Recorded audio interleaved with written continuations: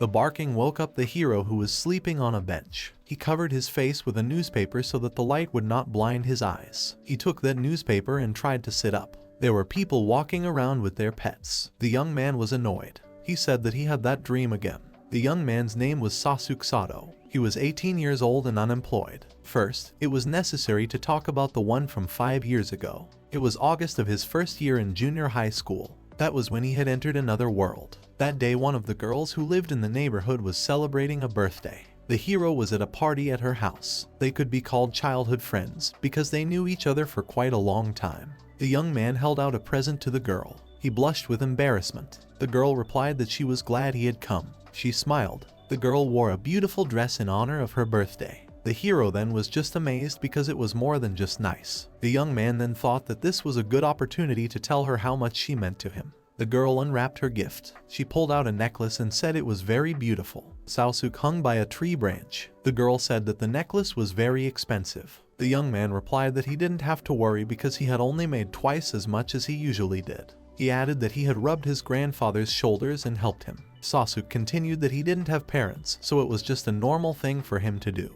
Sasuk recalled helping his grandfather. He continued that if he were honest, he thought his grandfather was made of steel. The young man added that his grandmother laughed all the time and said that she wished it was always like that. The girl laughed. The girl put the necklace on. She thanked the girl for the gift. The girl said he was always so kind. He liked the girl. He thought she was in love with him too. Sasuk got down on his knee. He confessed that he loved her. The girl was dumbfounded by such news. The young man then wanted to punch himself in the face for thinking such thoughts. The girl began to cry. She apologized for not being able to reciprocate his feelings. Now Sasuk realized that it was too reckless. His childhood friend was beautiful, well-read, and athletic. And, of course, she was popular with the boys. The young man thought he had nothing to give her in return. Sasuk did a backflip and ran wherever his eyes were. He cried. The girl was perplexed. She called out to her friend. He meant that he was far from being the best. I mean, not a triple achiever, but a real outsider. The girl ran after him. She called out to him and told him to stop. Sasuk jumped through the high gate. The girl stayed on the other side.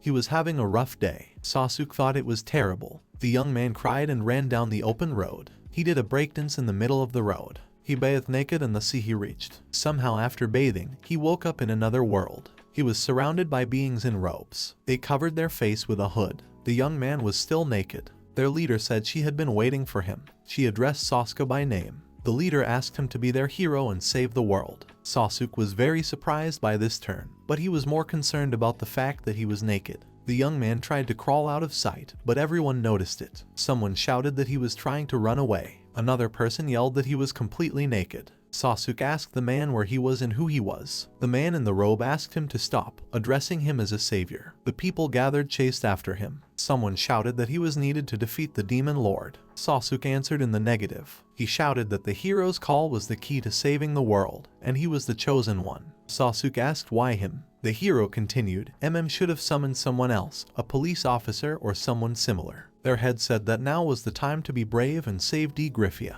She activated a magic spell. Sasuk screamed. He begged to be returned to his own world. The young man said that he was just a simple schoolboy, and only a few minutes ago he was living his normal life. Sasuk stopped. He reinterrogated himself that he was living. The young man remembered that his girlfriend had told him that she couldn't reciprocate his feelings. Sasuk dropped to the ground and assumed a fetal position. He felt sad. He just wanted a broken heart. Sasuk had to accept the new reality. The people around him shouted that a hero had been born.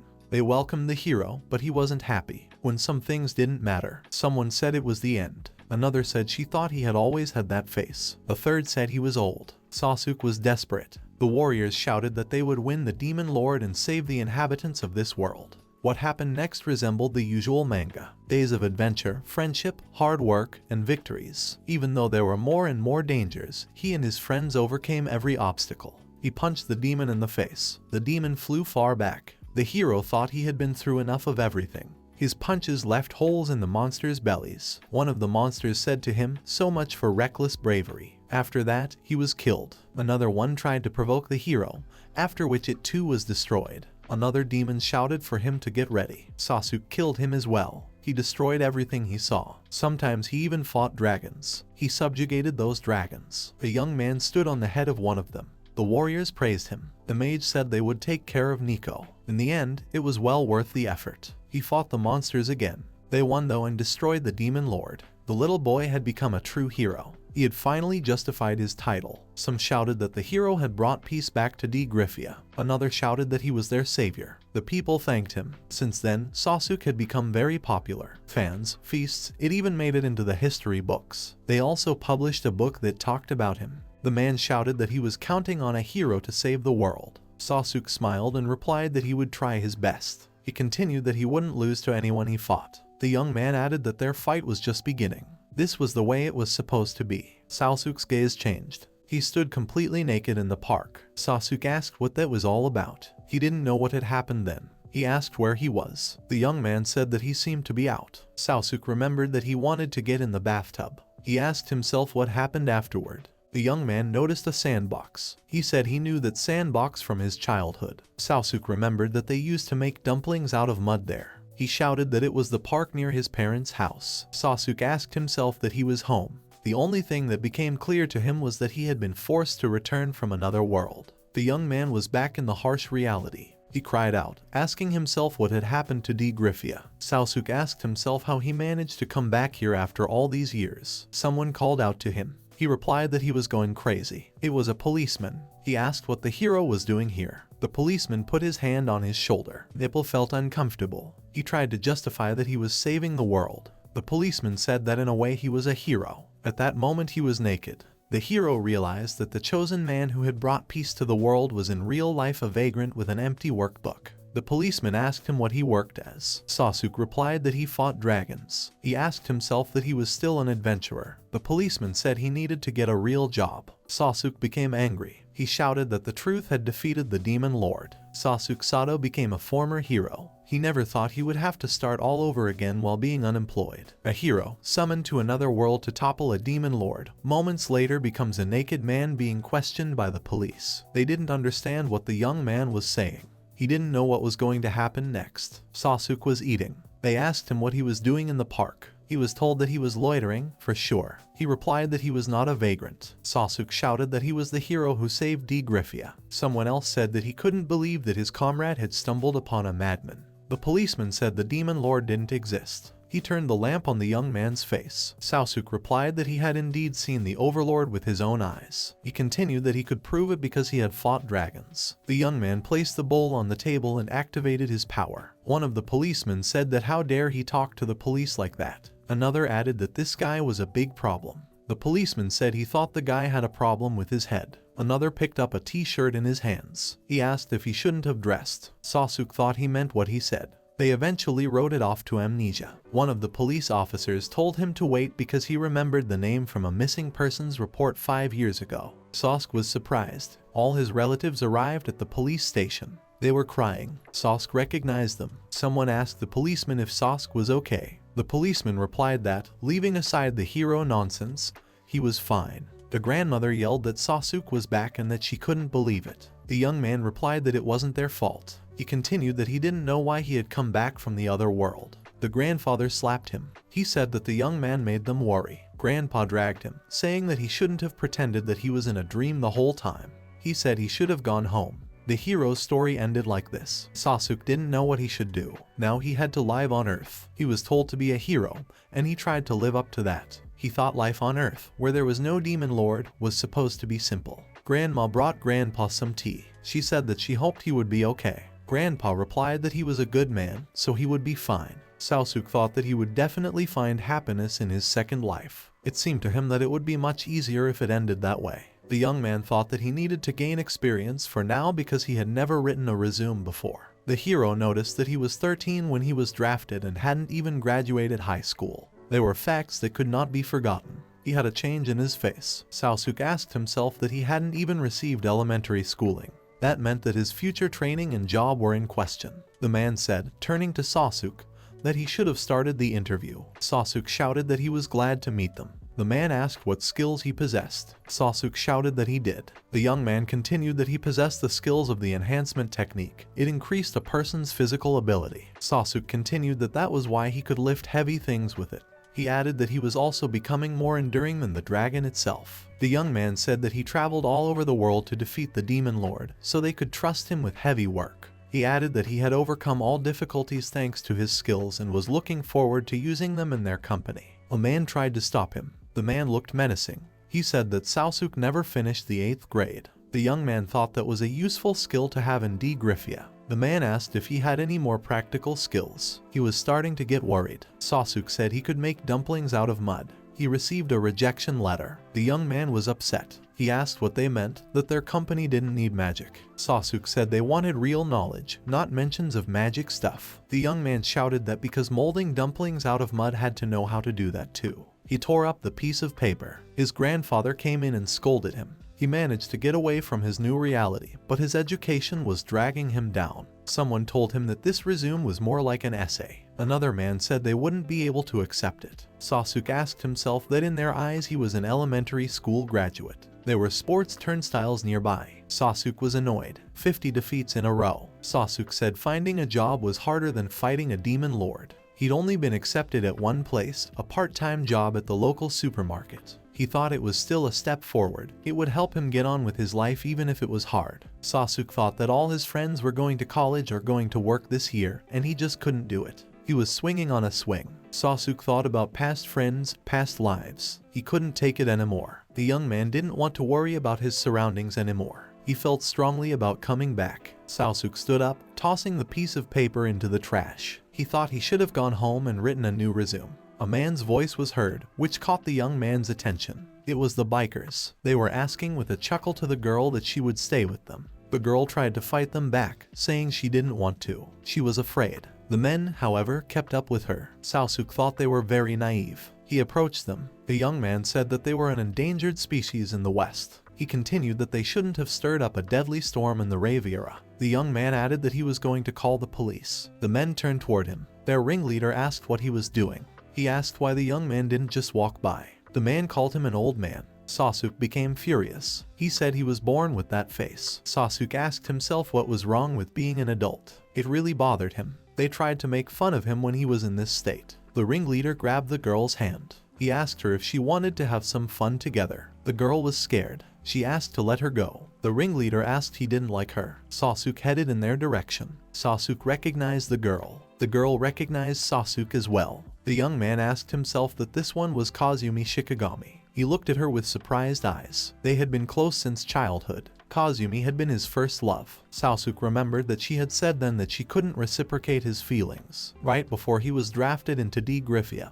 he confessed his feelings to her, but it didn't work out. Their ringleader ordered the girl to be put on a motorcycle. He told the young man that he would have to deal with them. Sasuk said they should have gotten out of here. The ringleader teased him, saying they would love to have fun with the girl. Sasuk told Kazumi to wait for him. Mentally, he said he would save her. The young man gathered his strength in his fist and was about to attack the intruders. The girl was surprised. Sasuk defeated their ringleader with one punch. The ringleader said that he wouldn't dare to do that. The ringleader continued that he was going to show him where the crayfish wintered. Mentally, Sasuk said to himself that he would only let him take the risk. Sasuk was determined. He kicked the man with his foot. Kazumi was concerned. She called out to Sasuk. The young man thought to himself that he would definitely come to her aid. He realized that things had changed, that it wasn't decisive. Sasuk thought that this was not a world where it was easy to be a winner. The young man thought that if he tried hard enough, he would make everyone around him afraid. He braced himself for another blow. The ringleader hit him on the cheek, causing Sasuk to fly backwards. Kazumi ran towards him. Sasuk thought he was a hero, but it was different now.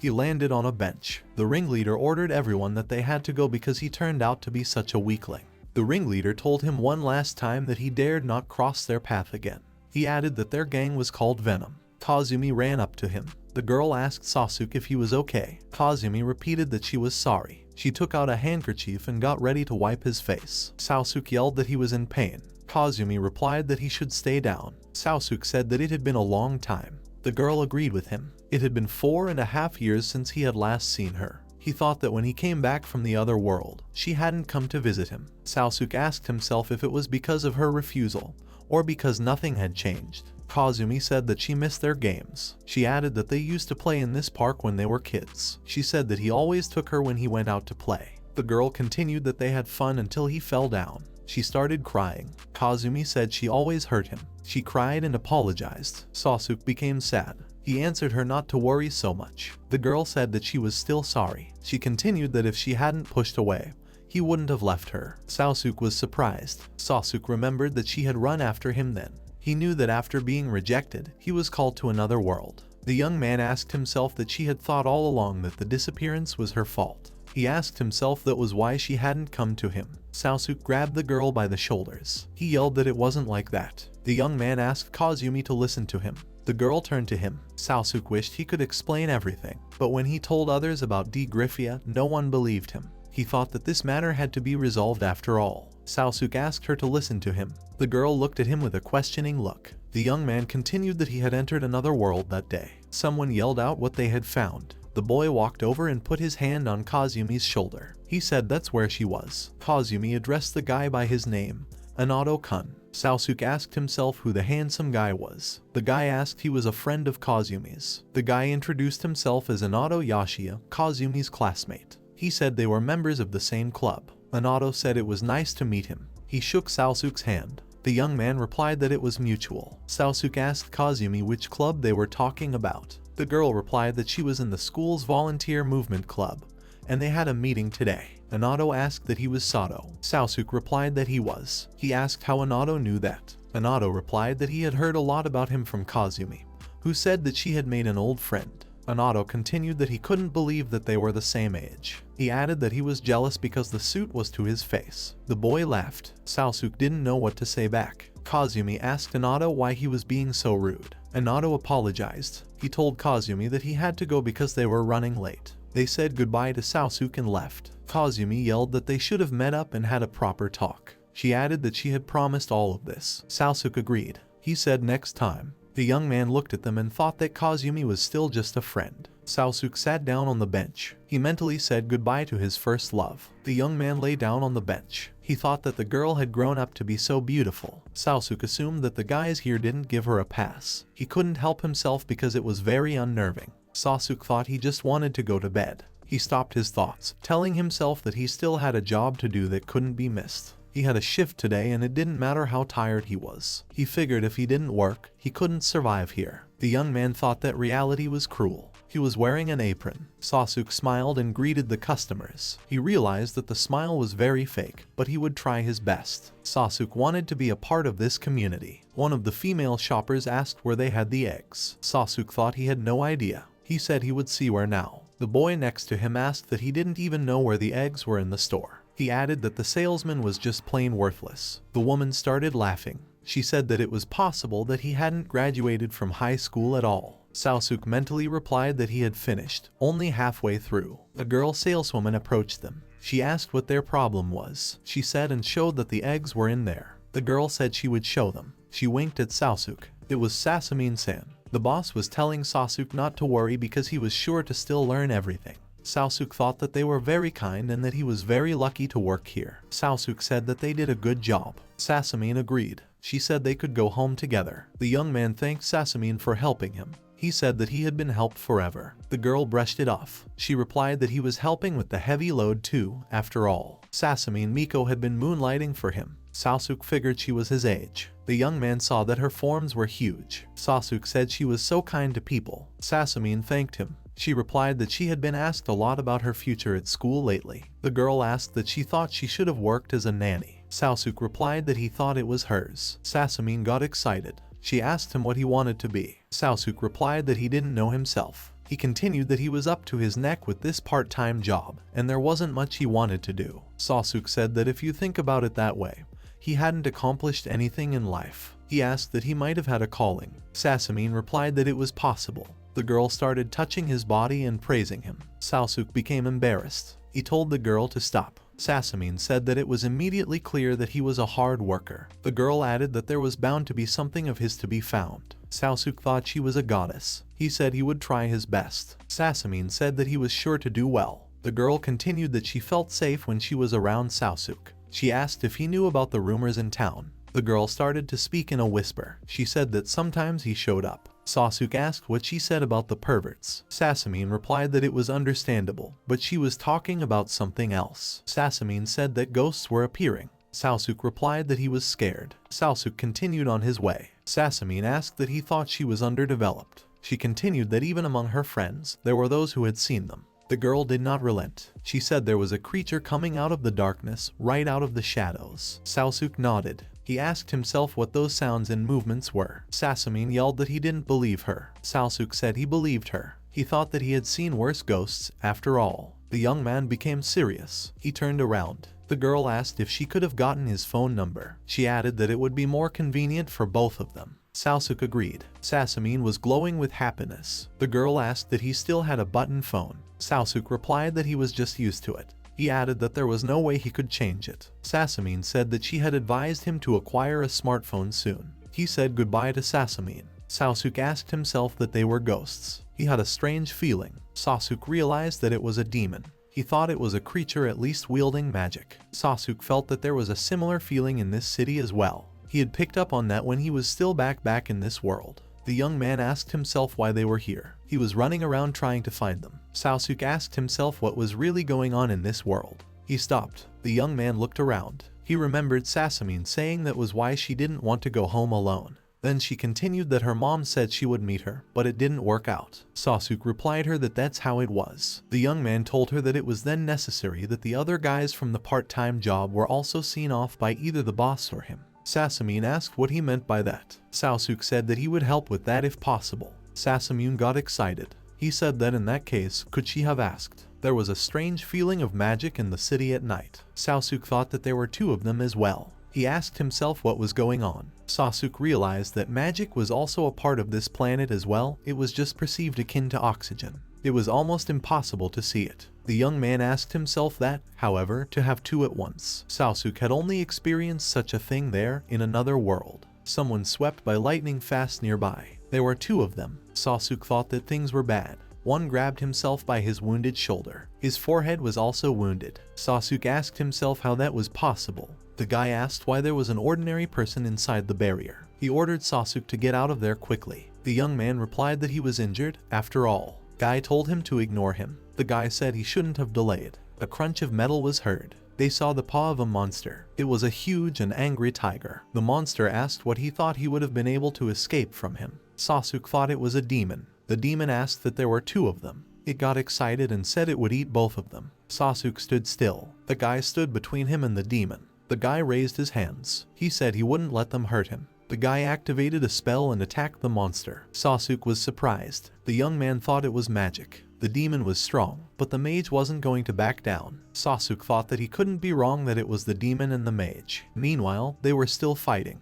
The young man thought he had seen them in another world, but he didn't think they were here too. Sasuk was running away. The mage tried to anticipate the monster's movements, but it was too fast. The demon attacked the mage once more. The boy received another wound. The demon laughed at them. Sasuk had many questions, but he realized that they would wait. The young man grabbed the mage. He said he had had enough. Sasuk ordered the mage to move away. The boy tried to stop him. Sasuk asked the demon that he was the ghost that everyone had been hearing about. The tiger replied that it didn't concern him anymore. The young man scratched his ear. He said that it concerned him directly because he was a resident of this town. Sasuk continued that he wasn't going to leave the injured man behind, much less scare his friends. So the demon should have died. Tiger was angry. Tiger called him a monkey and promised that he would be the first to destroy him. He started running towards Sasuk. The tiger was fast. The magician watched the whole thing. He thought he couldn't see anything at all. The tiger attacked Sasuk, but the man managed to dodge. The young man grabbed the tiger by the tail.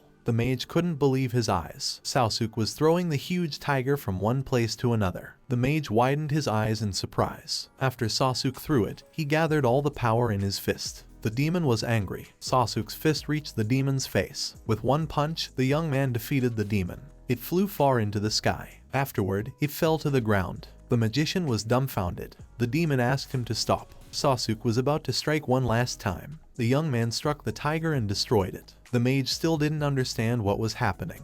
The demon's body fell next to it. Sasuk hit the tiger one more time. Afterward, he wiped his face with the back of his hand. The young man looked at his hand. He thought it had been a long time since he had used the enhanced magic technique. The mage asked what kind of power it was. Sasuk asked him if he was okay. The young man ran up to him.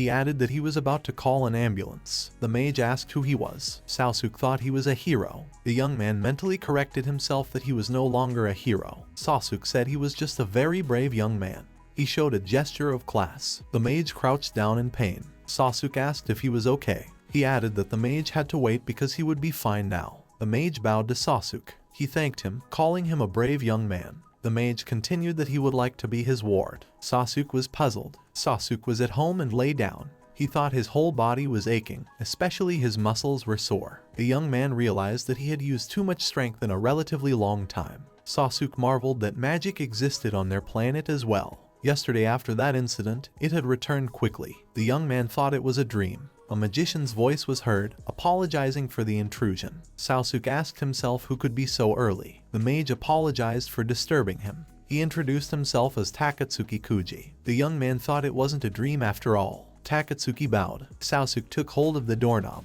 He said that everyone had a hard time yesterday and closed the door. The young man wished his guests goodbye. Takatsuki yelled and asked for Sasuk to open the door for him. The young man asked himself how he could have gotten his address. Takatsuki yelled that he had a very important conversation to have. He asked if Sasuk could help him with his assignment. Sasuk asked him again. Takatsuki continued that he was asking him as an experienced magician. The guy continued that until support from Arteria arrived, they couldn't think of anything better to ask him for help. Sasuk wondered to himself what he should have done. The young man opened the door. He said he didn't understand anything that was said. Sasuk asked what the Arteria was. A female voice was heard. She said that since he didn't even know that, he was definitely not their man.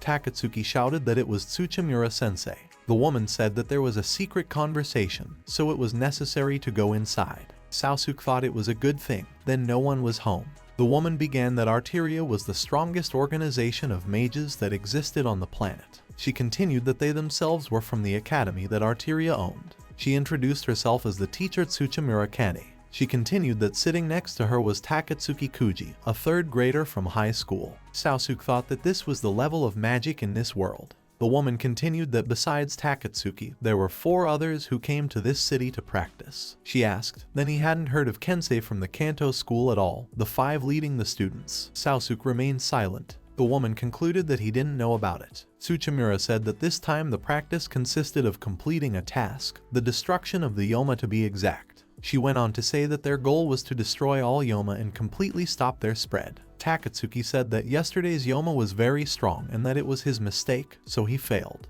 He added that that was why not only them, but also the civilians might have suffered because of it. Sasuk didn't understand what was going on. Takatsuki continued that now was not a good time and they would have to wait a long time for help from Arteria. He added that what they wanted was for Sasuk to help them. Takatsuki asked him to agree. Sasuk asked that the Yoma were creatures that looked like yesterday's creature. He also asked how many of them were left. Tsuchimura replied that there were only 14 left at the moment, but one of them was extremely strong. Sasuk clenched the teacup in his hand. He said that he would help them. His interlocutors were surprised. Tsuchimura asked him if he was sure of that. She said that, in fact, she was against the idea herself. Takatsuki turned to the teacher. The woman replied that Takatsuki had heard himself say that he didn't know anything about mages. She went on to say that he probably didn't learn magic in school, but so learned it on his own somewhere. Takatsuki said that she was probably right. The woman continued that Arteria didn't reward those who weren't officially mages, so it turned out that they were forcibly forced. Tsuchimura said that only fools were capable of putting their lives in danger. She added that even more so,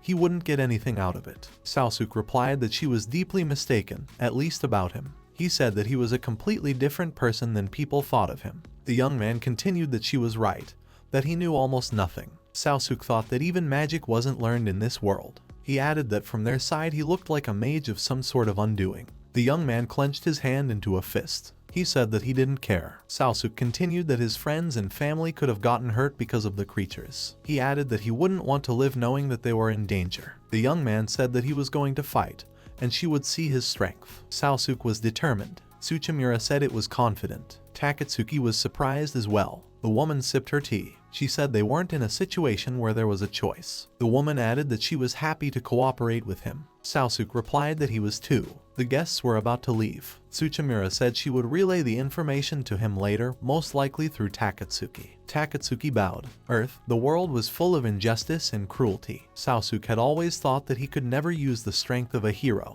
However, now the young man could fight and protect the people he held dear. He thought that he could and would definitely do so. Sasuk was walking around town. He called his grandmother. The young man said that he would be back later than usual today, so they might not wait for him. He added that everything was fine and that he had already told his grandfather. Takatsuki appeared from behind. He said that he made him wait. Takatsuki landed. He asked Sasuk about calling his family. Takatsuki said he was worried about the family. Sasuk replied that it was a common thing. Takatsuki pointed his finger at the park. He said that they would meet at that park. Takatsuki asked if he had thought about his request. Sasuk asked which one. Takatsuki clarified that he wanted to become his student. Sasuk remembered that he had talked about it at the time. Sasuk had refused. He figured he was lazy about it. Takatsuki yelled, asking that he was so weak. Takatsuki yelled that maybe it was his age. He asked Sasuk what it took to become like him. Sasuk answered him that he was actually only 18, and he was his age. Takatsuki was very much surprised. He apologized. The guy said he thought he was at least 25. Takatsuki said he should have hurried. Sasuk stopped him.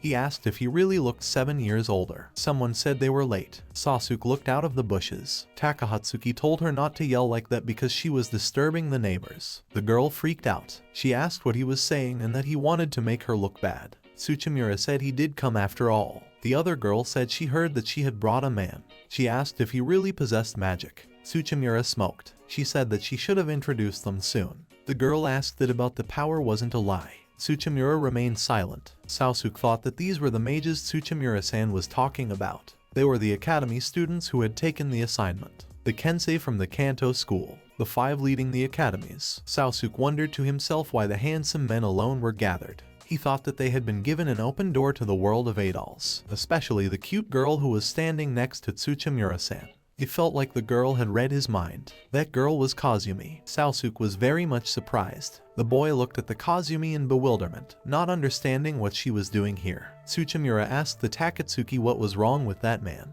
The guy replied that he would be right there. Someone from the bushes called out to Takatsuki and waved at him. The girls couldn't understand what was going on. Takatsuki asked Sato what was wrong. If Sato wasn't hallucinating, he saw a Kazumi in front of him. The shining prince that was with Kazumi earlier was also here. Previously, they talked about being members of the same club. Takatsuki replied that when they were on a mission outside of school, they said that they were engaged in club activities. The existence of magic had to be hidden from ordinary people. To make a long story short, Kazumi also went to the magic school, which shocked the hero. She was a talented person who specialized in medical magic. Because of her power, she was called the Healing Priestess. She was the one who healed Takatsuki's wounds that he received from the Tiger Yoma. She was also a summoner and had already contracted with some gods. Anato was a magician with the specialized attribute of thunder, which was not earth, water, fire, or wind. It was the first time in hundreds of years that he had been chosen as a sacred sword. Sato couldn't believe what he heard about the Healing Priestess and the school's sacred sword. Takatsuki assumed he knew these people, and Sato admitted that Kazumi was his childhood friend. But she was not aware of the fact that the hero was a mage, and neither did Sato know that she was a mage. The existence of magic was hidden from ordinary people. For this reason, the girl hid it from him, or maybe she didn't want him to know it. Her house was very cool and maybe she had all such family. Takatsuki asked Sato what they were going to do. Sato didn't know the answer to that question either. He didn't know the circumstances of the Kazumi but thought it was better for her not to know. In other words, he wanted to hide his identity from her, and Takatsuki understood everything. In that case, the guy told Sato that he shouldn't have just come out like that. Takatsuki decided to immediately think of something. He wanted to help Sato and asked if he had heard of shape-shifting magic. They ended up putting a disguise mask on the hero, but Sato wasn't sure about it. Takatsuki assured his friend that until he took off that mask, no one would know who he really was. The hero wondered where he got it from. Takatsuki also said that it was impossible to tell him his name, so he would just call him Sensei. Sato didn't understand where he got that horrible glint in his eyes from. The guy agreed with him and said that that mask looked terrible, but if they could keep the city safe, that was fine. Sato was going to destroy the Yoma and make sure the Kazumi didn't recognize him. Just in case, he was going to change his voice. One of the girls in the group spotted the Takatsuki and ordered him to come out of the bushes. She thought it was a real mess. Takatsuki came out of the bushes with Sato as if nothing had happened. The whole group froze with stone faces, staring at Takatsuki and demanding an explanation. Literally, the eyes of each of them were saying that he was the bad guy. In the end, Mizuki couldn't stand it and thought that Takatsuki was making fun of them. Takatsuki asked her not to make a fuss, but the girl thought it was a total mess. Besides, she didn't understand the mask on his face and thought that this guy came here to tease them. Takatsuki asked her to stop, because this man had many circumstances. The girl didn't understand what those circumstances were that forced the masking. Yashiya stroked Mizuki's head and asked her to calm down. He winked at her coquettishly and told her that it was not good to judge people by their appearance. Mizuki's eyes sparkled and she agreed with his opinion. Yoshiki assumed that the man had helped the great magician and Takatsuki confirmed his hunch. The girls seemed suspicious since they had never heard of the man. They wanted to know his name and Sato had to come up with something immediately. The guy introduced himself to Taro and said it was nice to meet them. He extended his hand to introduce himself to them, but the girls didn't realize what the introduction was. The guy started to explain that it was his favorite dish, but that's not what Mizuki was talking about. She didn't understand what he was talking about and the guy said she was being funny. Mizuki was about to lose her temper, but Yoshiki appeared behind her. Tsuchimura also approached the group and asked Mizuki to stop it. But she also did not understand why the hero was wearing a mask as if he was going to a summer festival. The hero replied that he did not want to reveal his identity due to various circumstances. The girl didn't know what he meant, but it didn't bother her at all as long as it didn't interfere with their mission. It was as if she understood something, but perhaps it was just her imagination. Sato had the feeling that she was being drilled with a stare. Mizuki approached Sensei Tsuchimura and said that she couldn't cooperate with that person. Tsuchimura knew how she felt, but this person had defeated Yoma alone and was powerful. Anyway, they had to cooperate with him on this. She asked them to introduce themselves. The disgruntled Mizuki gave her name and asked for permission to say that if he did something strange she would throw him out. Anato Yashiya smiled and also introduced himself to the hero. Tia by Million introduced herself next, followed by Kazumi. Kazumi thought they had met somewhere, but Sato replied that she was mistaken. Kazumi asked if he was really a great magician and wanted to know more about it. Takatsuki interrupted them and asked Sensei to explain the mission to them. Tsuchimura agreed and suggested that there was no time to waste. She asked for permission to briefly explain everything and said that they would split into 2 groups from now on.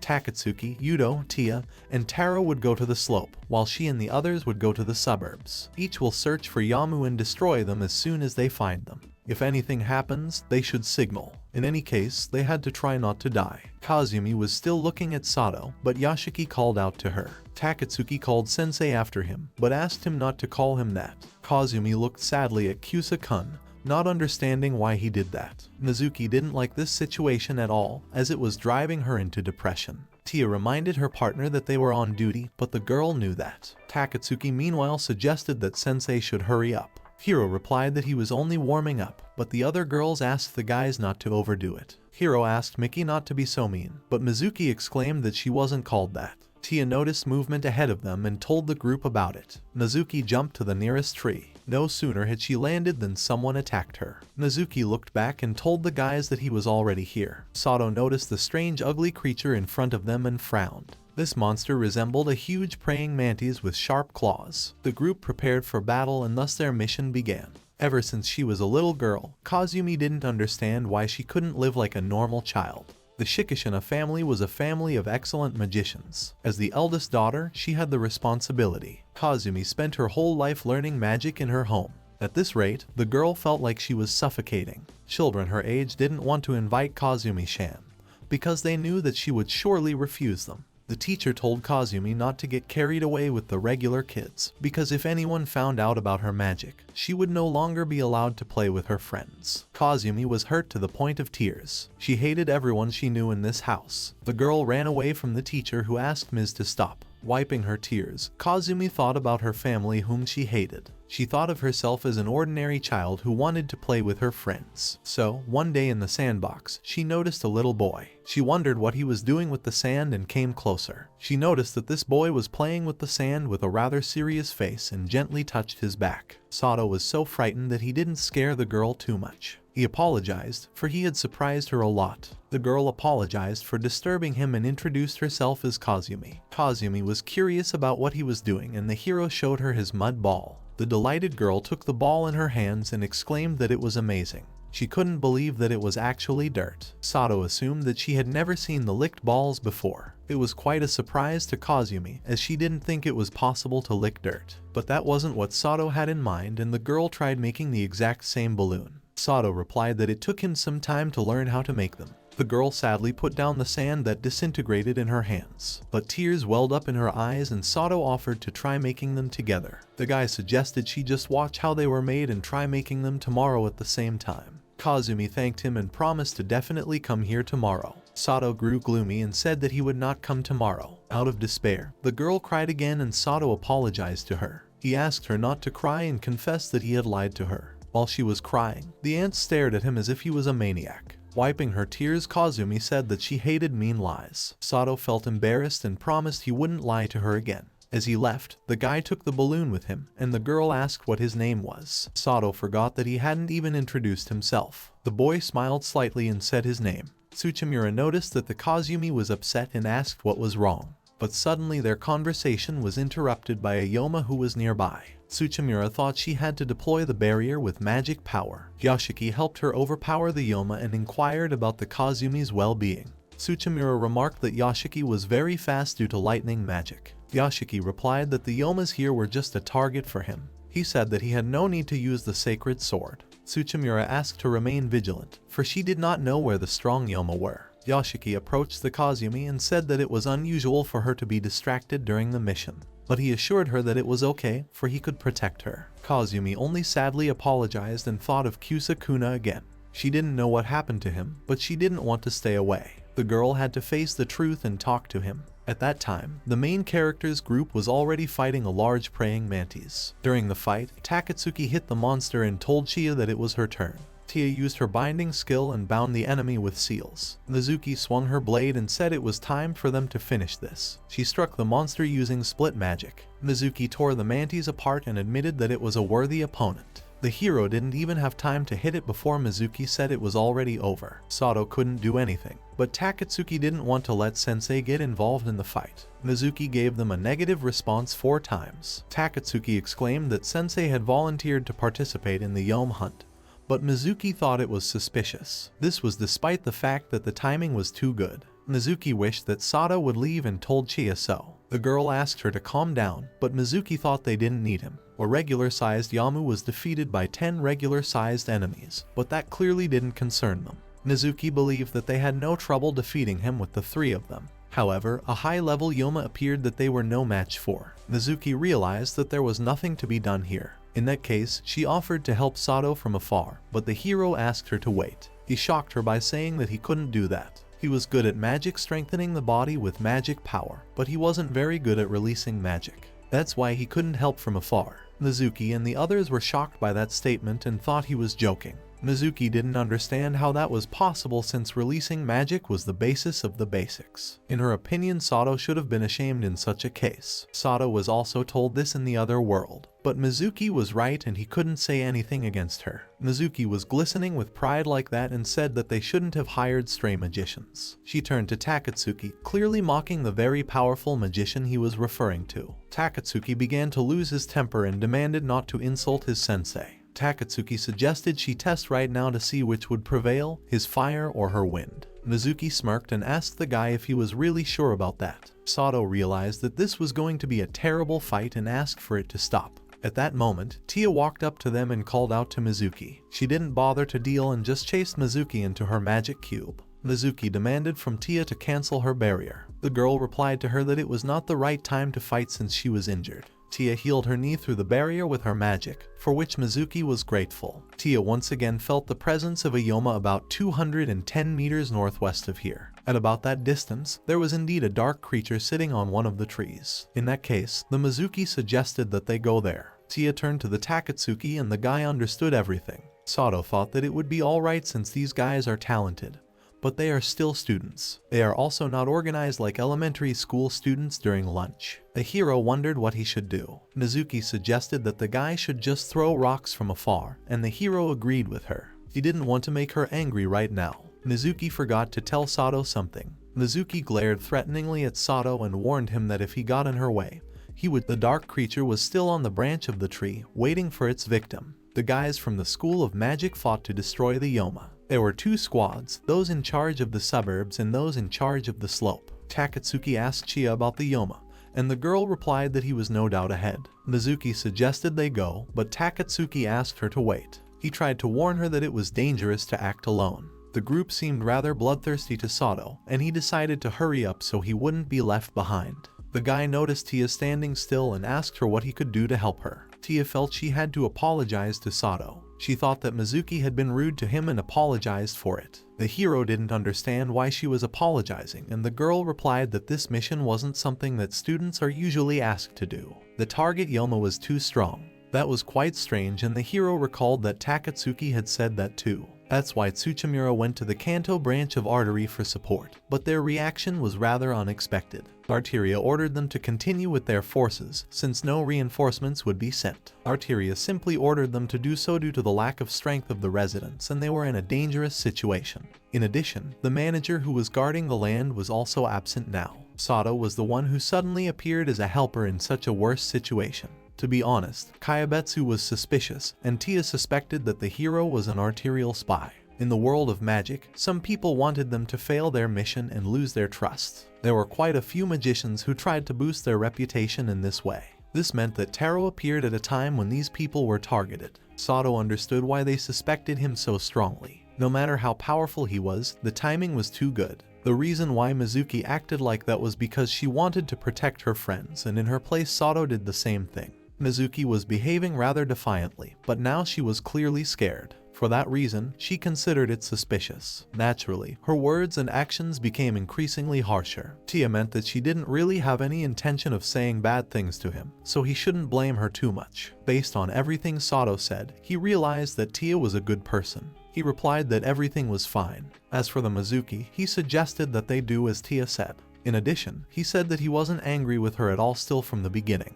Tia thanked the hero for understanding, but the hero wondered what Tia herself thought. If she doubted him, he could talk to her about it. The girl couldn't say that she doubted him completely, but this was the first time she had ever seen a Takatsuki admire someone like that, and she couldn't say it was a good thing. Nevertheless, she believed that the hero was not a bad person at all. Tia smiled and admitted that she liked Kayabetsu. Sato was surprised to see her genuine expression and smile. He assumed that they were almost there, and Tia suggested that they move on. After taking a couple steps forward, the guys stopped abruptly when a Takatsuki appeared right in front of them and pushed off from a tree. Sato didn't understand why the Takatsuki went backwards. Tia was horrified as Takatsuki fell to the ground in a pool of blood. She lifted the boy up and asked him what had happened. Takatsuki replied that the big Yoma had gotten to them in an instant. Tia asked him not to talk and was going to help him immediately. Seeing his wound, fear was reflected in Tia's eyes. She asked him about the Mizuki. Takatsuki replied that Mizuki had been kidnapped. Bleeding, Takatsuki apologized and said he was worthless. Tia told Sato that she would look after Takatsuki and he would take care of Mizuki in the meantime. But before that, Sato would like to see his wound. Perhaps he could help with it, and Tia agreed. Sato noticed that Takatsuki was hit really hard and the guy apologized to him. The hero asked not to apologize but just to die. With those words, he punched the wounded Takatsuki right in the face and the guy flew backwards. Sato said that was not good, because he was going to finish him off with one punch. Tia was shaking. She didn't realize what Sato was doing. The hero stopped Tia, for the guy was still alive. The girl didn't understand at all what Kayabetsu was talking about. But after Sato's blow, Takatsuki's body rose above the ground and began to emit dark energy. His black liquid body began to transform into another form. In front of the shocked Tia's eyes, the Takatsuki transformed and appeared to be a fake. Besides, it was quite intricate and Sato had to take a close look at him. The heroes didn't know what happened to Takatsuki and Mizuki when Mizuki ran forward. Sato didn't think it could have been planned so easily. It was impossible to imitate the appearance enough to fool his friends. Sato asked his enemy to tell them anything, for surely he could talk. Yoma noticed that the hero talked a lot and seemed happy to have figured out his disguise. When Yoma transformed into his form, Sato thought the voice sounded like a woman's. The creature swung its huge clawed paw and ordered them to die in peace, for then they would not have to suffer. Tia was horrified that this Yoma could use magic and could not believe it. Tsuchimura had told them earlier that it was extremely rare for a Yoma to be able to use magic, just like in the other world. But Sato wasn't surprised by that at all. He only thought that this monster's attack was rather slow. The hero didn't notice how the Yoma immobilized his legs. Before it attacked, the creature had thought of setting a trap. Sato crossed his arms to block the blow, but he found it quite hard to hold back. Sato's legs broke free of their shackles during the attack, but the guy flew backwards. His mask began to crack from the enemy's strong onslaught. Tia fell to her knees and stared shocked in the direction of Taro, who disappeared from sight. Right in front of Tia's eyes, the main character collided with a huge stone boulder that threw Sato off a cliff. The dark creature let out a satisfied chuckle, and Tia fell to her knees. She didn't understand what was happening at all and didn't believe it. Yoma believed that Sato had died as an ordinary person. Tia assumed that the creature had hit the hero with a bullet of stone or earth magic. It all happened in an instant. Yoma looked at the frightened girl and suggested that she go after the man. Tia realized that she was the only one here who could stop this Yoma. The creature quickly approached the girl and attacked her in the forehead, but Tia managed to block the blow with a magical shield. Despite her magic shield, the girl felt a terrifying force. Yoma was impressed by her strong barrier and swung a huge clawed paw. In response, the Tia used a celestial wheel and tried to bind her enemy. Yoma stopped right in midair and his arm began to be sucked into some kind of space. Tia thought that this was the strongest sealing technique created by the heavenly magic pulse. She only prayed for it to work. It became clear to Tia that Yoma with his power could easily catch prey and strangle them with ease. Her technique stopped at a certain point. The girl realized that the enemy's arm was no longer tightening. Yoma broke free from the girl's restraining seal and the Tia was pushed back. The demon recognized that it was not bad for a student, but still not enough to catch him. His punching force pushed Tia away and she fell to the ground. The creature told the girl that despite her strength, she was not the one he wanted. It seemed that Tia was slightly inferior to the others, but the girl already knew that. There were still mages such as the Sacred Sword, Divine Beast, Misty Flame, and Wind Sword. Compared to her peers, she didn't have any special skills. Only her binding magic allowed her to stand beside them, but now it was gone. Tia thought she could still fight and asked the monster what he did to Takatsuki and Mizuki. The girl became stern and ordered him to answer her, for she was bound to help her friends. Yoma decided to play with her and asked her opinion. He pretended he didn't remember anything. Perhaps Yoma had killed them a long time ago. Tia used fortification magic and quickly approached the enemy and hit him right in the head. Her blow was strong, but it was weak for the Yoma. In response, the demon punched the girl in the stomach and said there was nothing she could do to him. The girl fell to the ground again, not understanding why she couldn't do anything about it. Although her friends were in danger, she was useless to them. Tia thought that her power couldn't help anyone and fell into despair. She closed her eyes and apologized to her friends many times. Yoma asked her not to be upset, for she would not feel anything. He reached out his hand to the girl, but Tia gathered her last strength into a fist. The girl was about to hit Yoma, but someone else's bigger fist preceded her action. It turned out to be Sato, who hit Yoma in the head and defended the Tia. His attack was quite strong and knocked Yoma back many meters. Yoma slid across the ground, but caught his claws in the ground and stopped his sliding. The hero took a couple steps forward, leaving the Tia behind and turned to the monkey. The guy with the half-split mask decided it had been a long time since he'd been sent flying like this. Yoma didn't realize what an idiotic thing this was, since he thought his stone pillar was supposed to carry the hero. He didn't realize what the guy's power was. The creature thought the hero was dead, but Sato didn't think he would hit the enemy so weakly either. Still, a lot of time had passed and the hero had not yet prostrated himself. He teased his enemy and ordered the mincemeat to attack.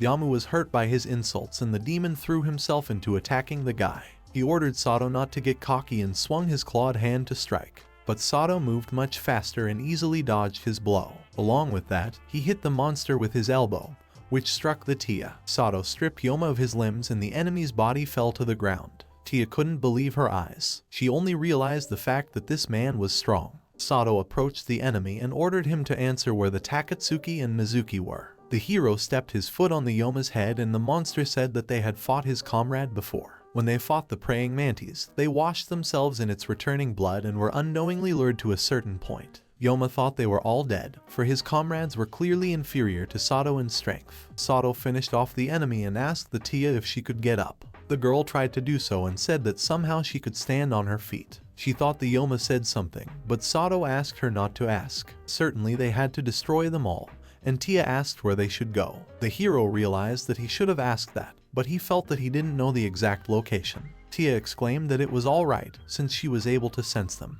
In that case, the hero decided that they would be able to reach their comrades quickly. Sato suggested that they hurry up, for the Takatsuki and Mizuki were waiting for them. The girl's eyes glistened with admiration for this man.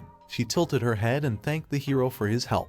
The girl realized that this person was not who Mizuki suspected after all. In that case, she would like to know the name of the Taro-san. The girl tried to stop Sato and wanted to know the real name of the person who saved her life. It was a real shame for her, but Sato asked not to stretch his clothes and didn't understand why she was picking on him. As they walked forward, the wind brought Sato a strange paper seal. The boy took the seal in his hands and assumed it was an image. Simply put, it was a magical tool that could be attached to the target one wanted to use and control it remotely. Sato didn't understand what Tia meant by that. There was a rather excited look on the girl's face. Tia replied that this Yoma must have been manipulated by someone. Meanwhile, Mizuki along with Takatsuki fought a rather strong Yoma. Mizuki faced the monster in a frontal attack, and Takatsuki tried to help her and attack from the back. But the Yoma saw it coming and hit the guy. His strength was great and knocked the Takatsuki back. Mizuki called out to Takatsuki, but the guy replied that he was fine. Takatsuki didn't realize what they were dealing with, because this Yoma was incredibly strong.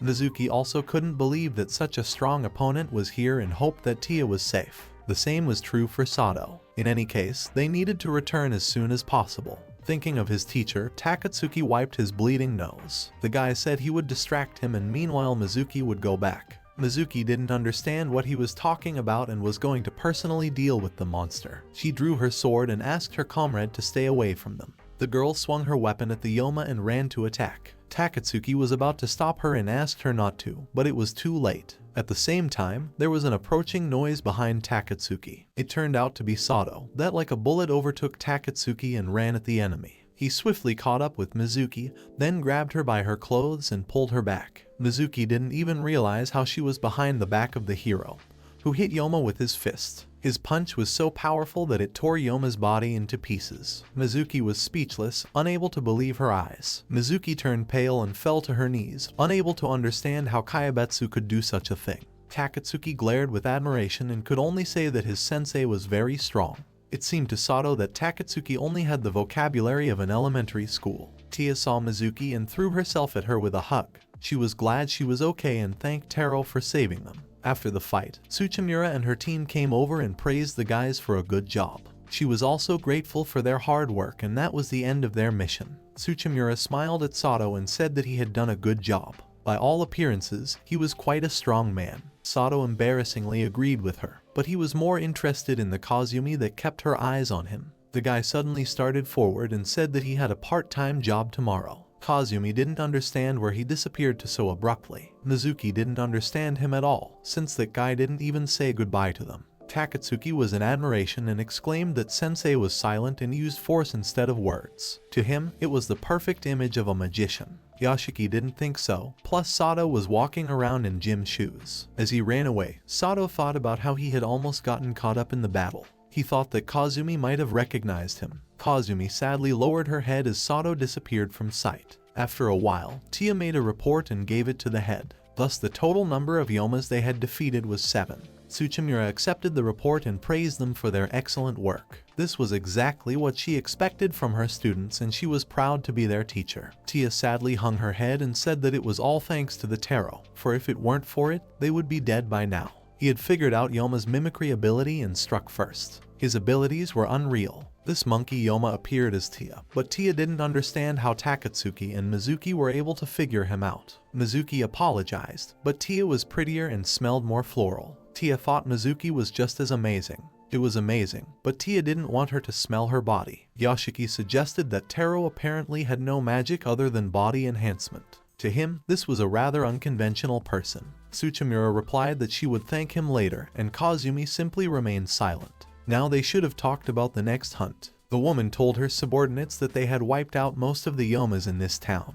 But there was one last nest left on top of the mountain, which was a huge threat. Tia said she also sensed a humanoid yom that she had never seen before. Apparently, it barely moved from there, but if it got to the city, it would do a lot of damage. Kazumi replied that tomorrow night they would destroy that yoma, and that would be her last mission in this city. Tsuchimura could understand her. Because of that, the girl didn't feel very good, but she had to keep her mind under control. Yoshiki replied that it was her last big job, and Mizuki suggested they do it. Kazumi thought about the big yoma. He would most likely be a much more formidable opponent than the monkey yoma. The girl wasn't sure if they could defeat him. Besides, that man would not be part of this mission. Tia turned to Tsuchimura Sensei and said that that man was necessary to ensure the success of the mission. The woman had a reason, but felt it was best for the group not to know about it. She could only say that his past could affect their careers. It looked like Takatsuki and Tia were quite favorable to him, but Mizuki thought they should have trusted their teacher. Mizuki asked the Kazumi if she could ask her parents to help them.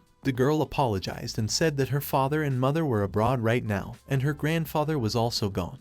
It was a terrible time for them. Yoshiki smiled and asked Kazumi not to be so gloomy, because everything was fine. If they worked together, they would definitely be able to make it. Tsuchimura thought that this was not all, for Yoshiki had not yet fought a Yoma monkey. Tie-up tie was only able to last a couple seconds, and Takatsuki and Mizuki were only able to restrain him. Yoshiki thought that this meant nothing and they could make it work. If they worked together, they would surely do well. Tsuchimura smirked and said that she would be with them, so they had nothing to worry about. Tsuchimura turned to her students and said that she was confident in their success. All but the Yoshiki were quite excited even after her words. The meeting was over for the day and the Tsuchimura dismissed everyone. She asked them not to be late, for their operation would begin tomorrow at midnight. Yoshiki was sticking to Mizuki like that, promising to protect her, but Mizuki didn't understand what he was talking about. Meanwhile, the head called out to Tia. She asked the girl to stay for a while and talk. Once the two of them were alone, Tia asked what was wrong. The woman wanted to talk about the Yoma monkey they fought. It looked like he was very special. Tsuchimura wanted to know if there was anything unusual other than mimicry. Perhaps it had something to do with the big Yoma, but the Tia replied that she hadn't noticed anything. Tsuchimura pierced the Tia with a suspicious look, but the Tia didn't even blink. Tsuchimura apologized for detaining her. Tia bowed to the head and headed for the exit. When the woman was alone, she lit a cigarette again. Tsuchimura was worried about the future, for her habit of understatement was easily readable by the emotions of her students. When Sato returned to his part-time job, his muscles ached terribly. He realized that it was all the recoil from the amplification magic. Sasumine was worried about the hero and approached the guy. She hoped he was alright and not in pain. Sato apologized and extended his trembling hand to her. The girl was embarrassed and said that Sato's hands were big. Sato thought she was uncomfortable. The girl replied that if he wasn't feeling well, he should have left early. She wanted to talk to their manager about it. Sato replied that it was fine, as he just had muscle pain. But Sasumine dragged him by his clothes and suggested that she go to the manager. She knew that Sato was working hard and asked him not to overdo it. The guy didn't even know how to behave with her hyper-parenting. Sato couldn't believe that he, being a former hero, was quitting his job because of his sore muscles and felt pathetic. The hero felt that he had to exercise his muscles since he did not know when Yoma would come to them again. After some time he reached home. The father noticed that the son came quickly and Sato replied that he should have left early. He reassured the father and said that it was alright, for he just had a sore muscle. The mother took a bite of onigiri and suggested that her son must be having a hard time. The boy replied that he should have just slept and everything would be fine again. The mother agreed with him and warned him that he had visitors. The hero suggested that it could be a polite handsome guy or a cool teacher who smokes all the time. But the mother replied that it wasn't them. To his surprise, it was a Kazumi. The girl was now in his room waiting for Sato to return. Sato was shocked when he heard that there was a Kazumi in his room. Kazumi apologized to Sokun and said that she suddenly made the decision to come to his house. The girl crouched down on her knees and told the guy that she wanted to ask him something. Seo-kun was amazed that this was the first time the girl came to his room since he was a kid. Kazumi noticed that the guy was walking a little unnaturally and asked if everything was okay. The guy replied that everything was fine. He just had sore muscles. The girl gently asked the guy if his muscles were sore from yesterday's battle. Seo-kun froze in surprise. He abruptly turned around to the girl and asked if she recognized him. Kazumi replied that she understood everything from the beginning. The guy crouched down on the floor and grabbed his head, upset that he had revealed himself so easily. Seo-kun said that he was very surprised that Kazumi had been missing for 4.5 years. The girl started to say that when he came back, he became a mage. The girl lowered her head and asked why he kept it a secret. She is after all a member of the Shikishin family who are in charge of managing the spiritual veins of this land, and most likely she could help him. Seo-kun said that he didn't know that there was magic in the land until recently. He was sure that magic was a secret, and so he didn't suspect that she was a mage and thought that Kazumi just wouldn't believe it. Kazumi asked the guy what the mask was for and why it was necessary to act like a different person. Seo-kun apologized to her for that. Seo-kun said that he didn't really mean to lie. However, meeting her there was a big surprise and he thought the girl wanted to hide from him. The girl replied that she understood him and then asked where and what he had been doing for the past 4.5 years. She was extremely curious about how he had learned magic. The boy replied that it was quite a long story. Seo-kun immediately recalled the moments when the people cheered, asking him to defeat the Demon King and save the world. He was able to do so and received great glory. The guy thought the event he had experienced was unexplainable. He was sure no one would ever believe him. He remembered that he was teased by the police and was not even hired. Then Seo-kun thought about the fact that maybe the mages might believe him. After all, they fight Yomas, and maybe they had had the same strange experience as him. Seo-kun looked into the eyes of the cute girl and thought that she wouldn't laugh at him and really believe his story. He swallowed his saliva and told Kazumi in a rough voice that he was ready to tell her his story. The girl was surprised that the guy dared to do that. The girl blushed and quietly said that she was insanely happy, because honestly long before this she was very worried. Seo-kun sincerely apologized to the girl for making her worry. Kazumi replied that everything was perfectly fine. Seo-kun started his story. He told Kazumi that he had actually spent the last 4.5 years in another world. The girl stunned and asked him again. The guy explained to her that he had become a hero in another world. The guy told her that he was summoned by a princess, and he also met some good friends. He then narrated that he was put through some harsh training by his master, and he also called the guy a priest. Meanwhile, Kazumi listened to Seo-kun very attentively. Seo-kun went on to say that it was really hard for him to defeat the Demon King. However, he was able to and became a real hero. The guy proudly said that he became one of the greatest people in history. His name was even put in the textbooks. Seo-kun was very enthusiastic about himself. He said that in that world they even made a picture book where he was in the main role, and he would madly like to show it to her. However, when he came back to Earth he had nothing left. Suddenly the girl said she had enough of the story. Seo-kun excitedly asked what was wrong, and if there was something she didn't understand he could tell her in more detail. However, Kazumi suddenly jumped up and shouted at him that she didn't come here to listen to fairy tales. At this moment, Seo-kun's bright eyes dimmed. He began to ask what was wrong again with anxiety in his voice. The girl bowed her head and asked why he was lying like that. The words about lying stabbed into Seo-kun's heart like the sharpest knife. He started saying that he wasn't lying at all. However, Kazumi didn't listen to him. She started telling him off that for the past 4.5 years many people were worried about him and she was no exception. She started crying and said that she was desperately looking for him. Yes, so much so that she even used magic but still couldn't find him anywhere. She said that she didn't know what to do. She was worried about whether Seo-kun was safe. She was scared for her boyfriend. Kazumi was mad at the guy for leaving without saying anything, acting like a selfish person and now trying to deceive her with stories. Seo-kun quietly said the girl's name. Seo-kun suddenly thought about how everyone around him had accepted his return, but he was sure that by then they were having the worst time. While he was thinking about it, Kazumi was in tears. He realized that although he was a superhero in the other world, however on Earth he suddenly disappeared. Seo-kun was just a selfish person. The guy clenched his fists and was disappointed that he hadn't even thought about it. He recognized the fact that Kazumi was right. The girl spoke again. She said that she was really happy when he came back. Wiping her tears, she continued to tell that at first everything was just fine because Seo-kun was safe. However, Kazumi couldn't ignore the magic. She quietly mumbled that she was willing to talk to him. However, he was a liar. At this point, Seo-kun had no patience. He shouted that he wasn't lying, that he was really summoned to another world. Seo-kun reminded her that she herself uses summoning magic and it is most likely the same power he was summoned to the other world with. Kazumi replied that it can't be. After all, only non-human beings respond to the summoning. The girl callously said that they can't summon humans, and the other world, as he says, doesn't exist at all. She looked into the guy's eyes and asked, isn't that common sense magic? After all, if he is a mage he should understand that. Seo-kun grabbed the hair on his head and couldn't believe that it was such an unbelievable story even though he was actually summoned to another world. Seo-kun realized that even if you're a mage, common sense is different between Earth and another world, but he didn't have earthly common sense. The guy decided that it was useless to come up with anything.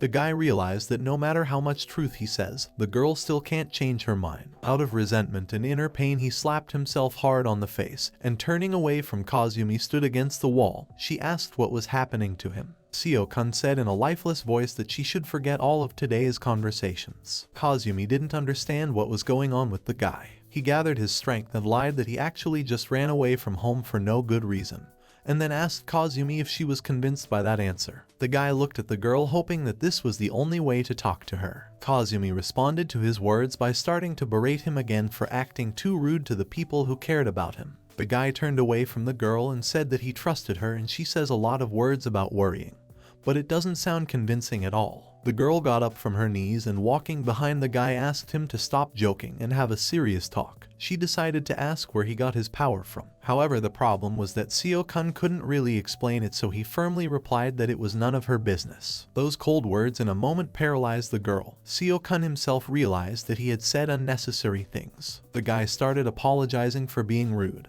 but Kazumi couldn't get it out of her head. She said that he was right. She was a person who had nothing to do with Sato-kun.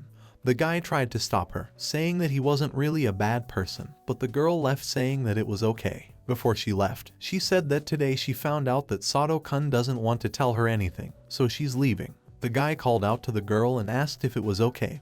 Kazumi replied that she couldn't tell her everything, but she would say a few words. She said without raising her head that in 4.5 years he hasn't done anything that he can't tell the people around him. Seo-kun asked Kazumi what she meant, and without turning around she said that Sato-kun didn't lie to keep people away, so there were probably some circumstances, like he had done something bad. Seo-kun was horrified and yelled at the girl a lot for saying all this nonsense. He started yelling that all this time he wished he was back home. He missed his family madly, and he also wanted to see her badly. Kazumi replied that since that was the case, then let him stop lying and tell the truth. Seo-kun grabbed her shoulder and said that he had existed in another world all this time. However, he knew in advance that everything was useless. The guy knew in advance that all his words are useless, because his truth is a big lie for Kazumi. The girl asked Seo-kun to let go of her shoulder, because she was in pain, almost crying. Seo-kun realized that for Kazumi he was not a hero, but a despicable liar. No matter how much he did not want to let go of the girl dear to him, he had to let go of her arm. The girl stepped away from him, not wanting to touch him anymore. Kazumi mumbled that after all, it looked like he wouldn't be able to say anything else to her, so they shouldn't see each other anymore. As the exhausted Seo-kun watched the girl walk away, suddenly Kazumi stopped and said that she forgot to tell him something. The girl turned around to the guy and said that tonight they were going on a final extermination mission, the target being the big Yoma that nests on top of the mountain.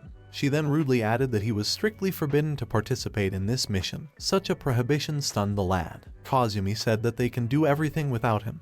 Even Tsuchimura Sensei himself said so. Leaving, the girl said goodbye to the guy, saying that this is the end of the story. It was pouring rain outside. It was even easier for Kazumi, because against the background of the raindrops her endless tears were unnoticeable. She walked down the street sobbing and calling herself stupid. Meanwhile, Seo-kun leaned his hand against the cold window and said that he was an idiot. He was in a great deal of pain, as he realized that few people would believe a man who had been lying since the beginning.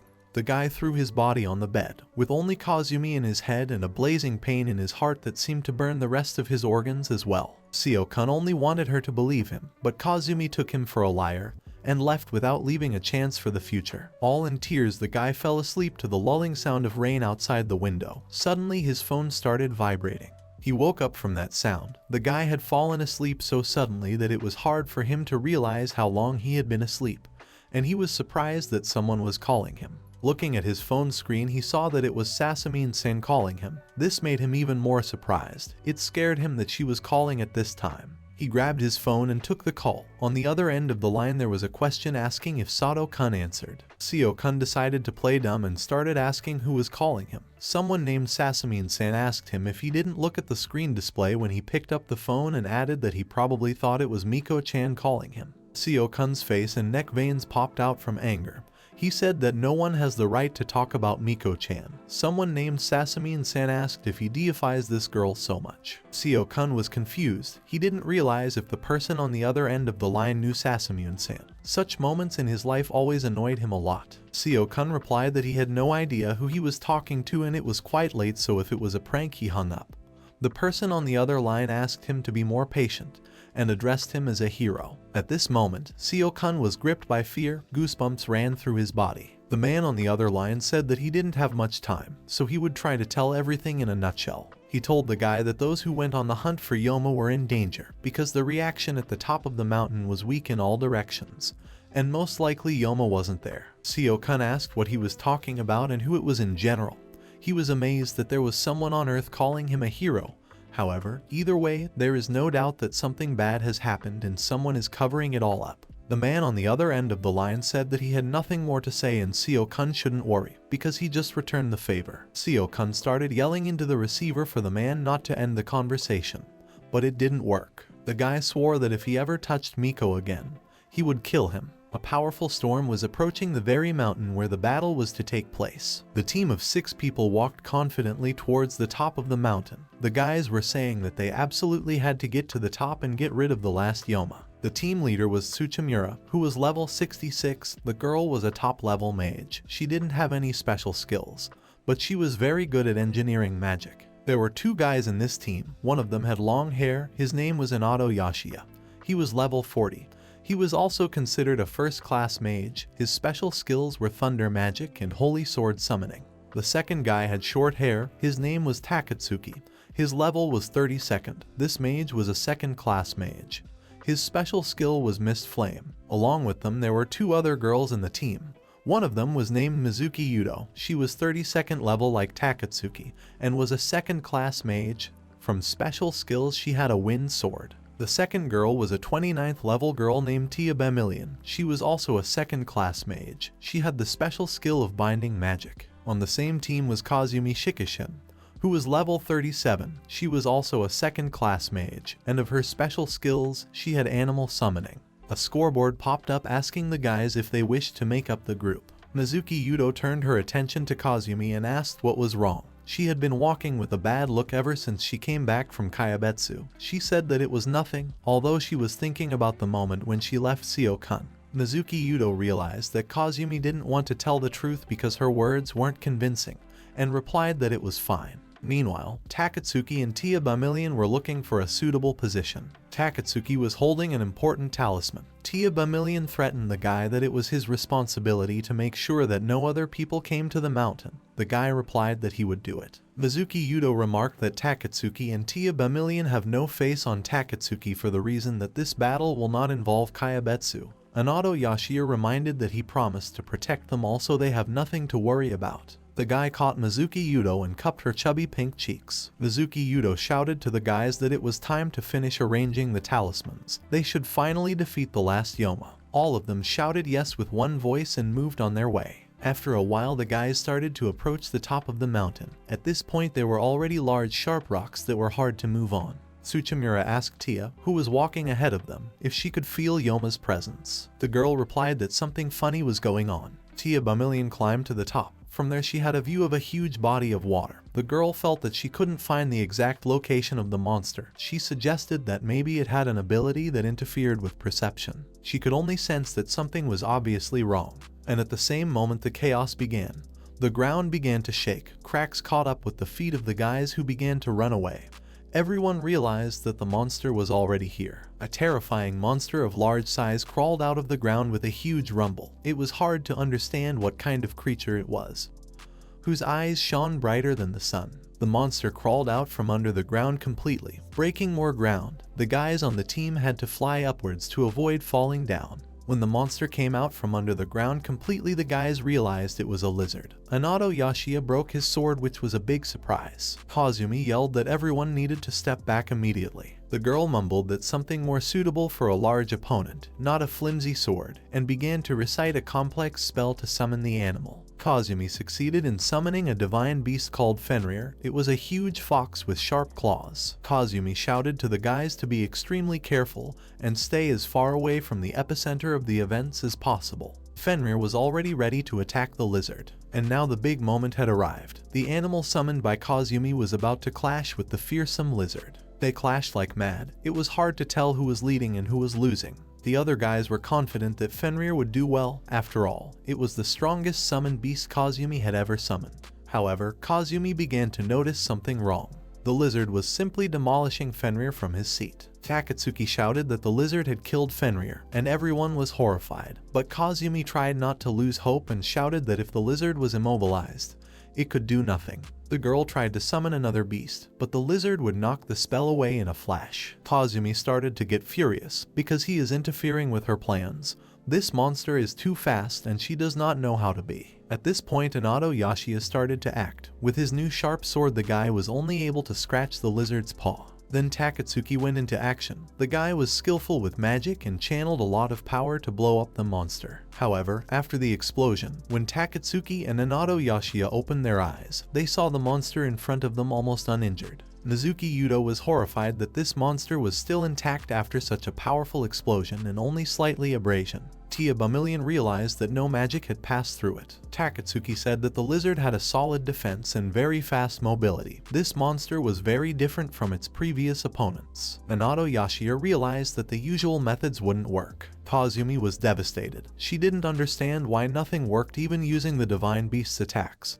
And the powerful magic didn't help either. She suddenly wondered in a moment if her magic was completely useless here. Anato Yashiya mumbled that it was time for the holy sword. Kazumi filled her head with thoughts that her strength was not enough to win, which meant they would lose. Tsuchimura, walking past her, patted her head with her palm and said that even if he had such hard skin, she would still kill him. The guys wanted to stop the head of the team, but she ordered everyone to step back or else they would die too. Finishing her cigarette, the girl squatted down and touched the ground with one hand, creating a strong earthquake in a certain area under the lizard. She was able to lift it into the sky. Smiling, she said that as expected, the monster was unable to move in the air, so now it should just die. Tsuchimura aimed a multitude of sharp stones at it. The monster was torn into a bunch of pieces. Everyone was amazed by such crazy power of Tsuchimura. It seemed to be over, but the pieces of the lizard's flesh and skin began to fuse back together. At this point, everyone was dumbfounded. The monster had fully regenerated as if it hadn't exploded a while ago.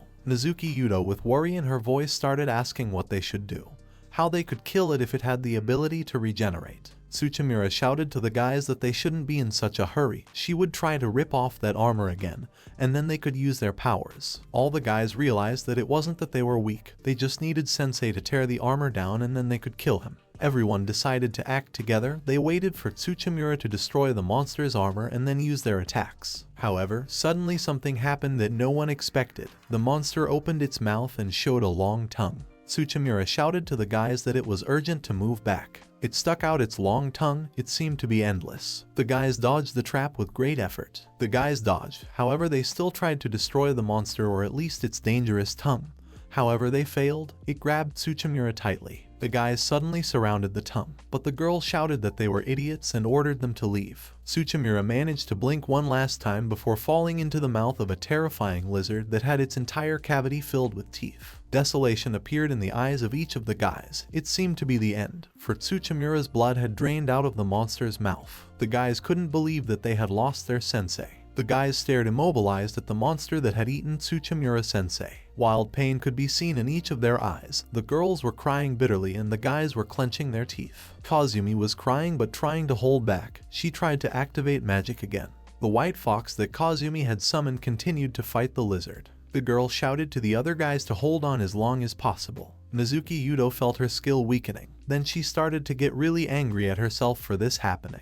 The girl forced herself to focus on the enemy. Mizuki Yudo sobbed and said that she just couldn't lose the rest of her comrades. Gathering her strength, she decided to make an attack. The girl jumped up and ran briskly towards the monster. The lizard itself was watching Mizuki Yudo closely. The girl ran close to the monster. She was happy about it, but raising her head, Mizuki Yudo saw a huge paw that was falling on her. Activating her power, the girl was able to hold on to the paw for a couple of seconds. It was such a powerful collision of forces that the ground under Mizuki Yudo shattered. Then the girl managed to jump out from under the paw of the scary monster, surviving. She looked at the monster and saw something terrifying. The lizard created the strongest shockwave and sent it straight at the fragile girl. Nezuki Yudo was very lucky that she flew into Takatsuki's arms. The girl started to scream in tears that she couldn't fight anymore. The guy asked her to hold on, because if the monster came down from the mountain, many would die. The guys started to lose a little hope for the best. It seemed that they could not win.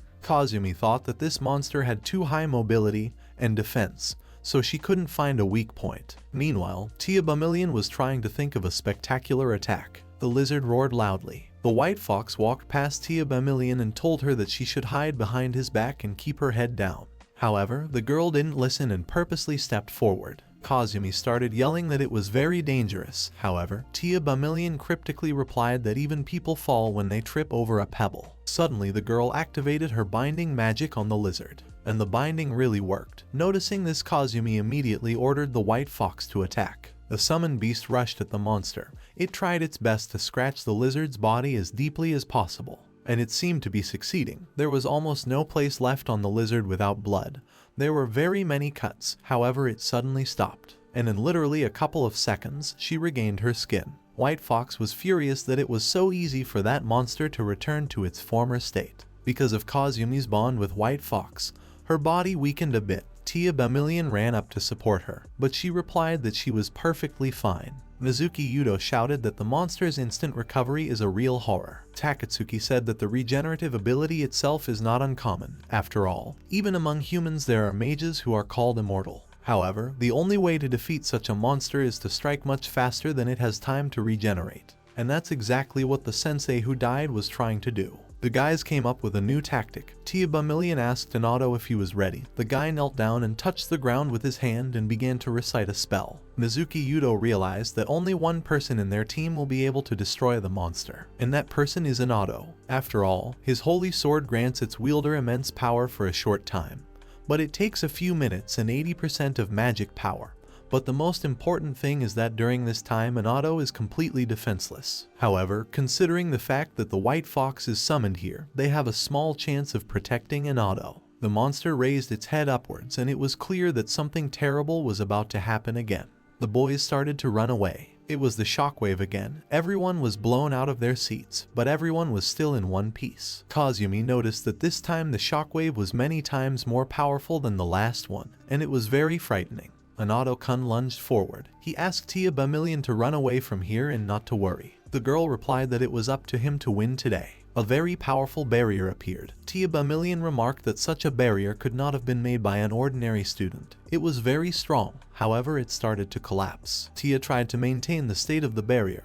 However, nothing worked. More and more cracks appeared. The girl's hands began to bleed. She began to scream that it was about to break. At that moment, the White Fox shouted to her that she had done a great job. Chaos began. The barrier was about to crack, causing irreversible consequences. The White Fox managed to save the girl from the powerful explosion. However, after that, he himself was hit by a powerful explosion that blew everything around him. Kazumi ran up to the summoned beast and began to beg him to hold on, swearing that she would cure him. But the White Fox said that she had to let him go. He told the girl that she should take her boys with her and run, for this monster was too strong. While he was saying that, his body was leaving this world. The White Fox's last words were that he was well aware that he had not run out of magic. And it was true. Kazumi couldn't squeeze out even a drop of magic. The girl tearfully said goodbye to the summoned beast. Nezuki Yudo, Kazumi, and Tia Bamillion looked at the monster desperately. Everyone was sure that they had no more help or support. At that moment, Takatsuki started walking towards the lizard, and immediately started the battle. The girls started calling out to him and yelling that they had no chance, that they only needed to retreat as soon as possible. He replied that he agreed with the girls, but still started an unequal battle with the monster, whose eyes were glowing even brighter. The guy activated magic and started attacking. Suddenly, deep cuts appeared on the monster. It turned out that the monster was cut by Anato-kun with his strong sword. The guy apologized for being a little late. While Anato didn't see the lizard wanted to grab him and eat him. However, the guy reacted in time and cut the monster's thick arm. Anato-kun even laughed from how fragile this monster really was. The terrifying battle continued. The battle was more like chaos. It turned out that Anato had activated a power that ranked at the top among the many sacred swords. The guy literally became like lightning. Anado-kun was 100% sure of himself. He said that his sword, Excalibur, guides the wielder to the path of a king. The guy promised the monster that his death would be easy. Anado-kun activated the sacred sword Excalibur and shouted to the monster that its end had come.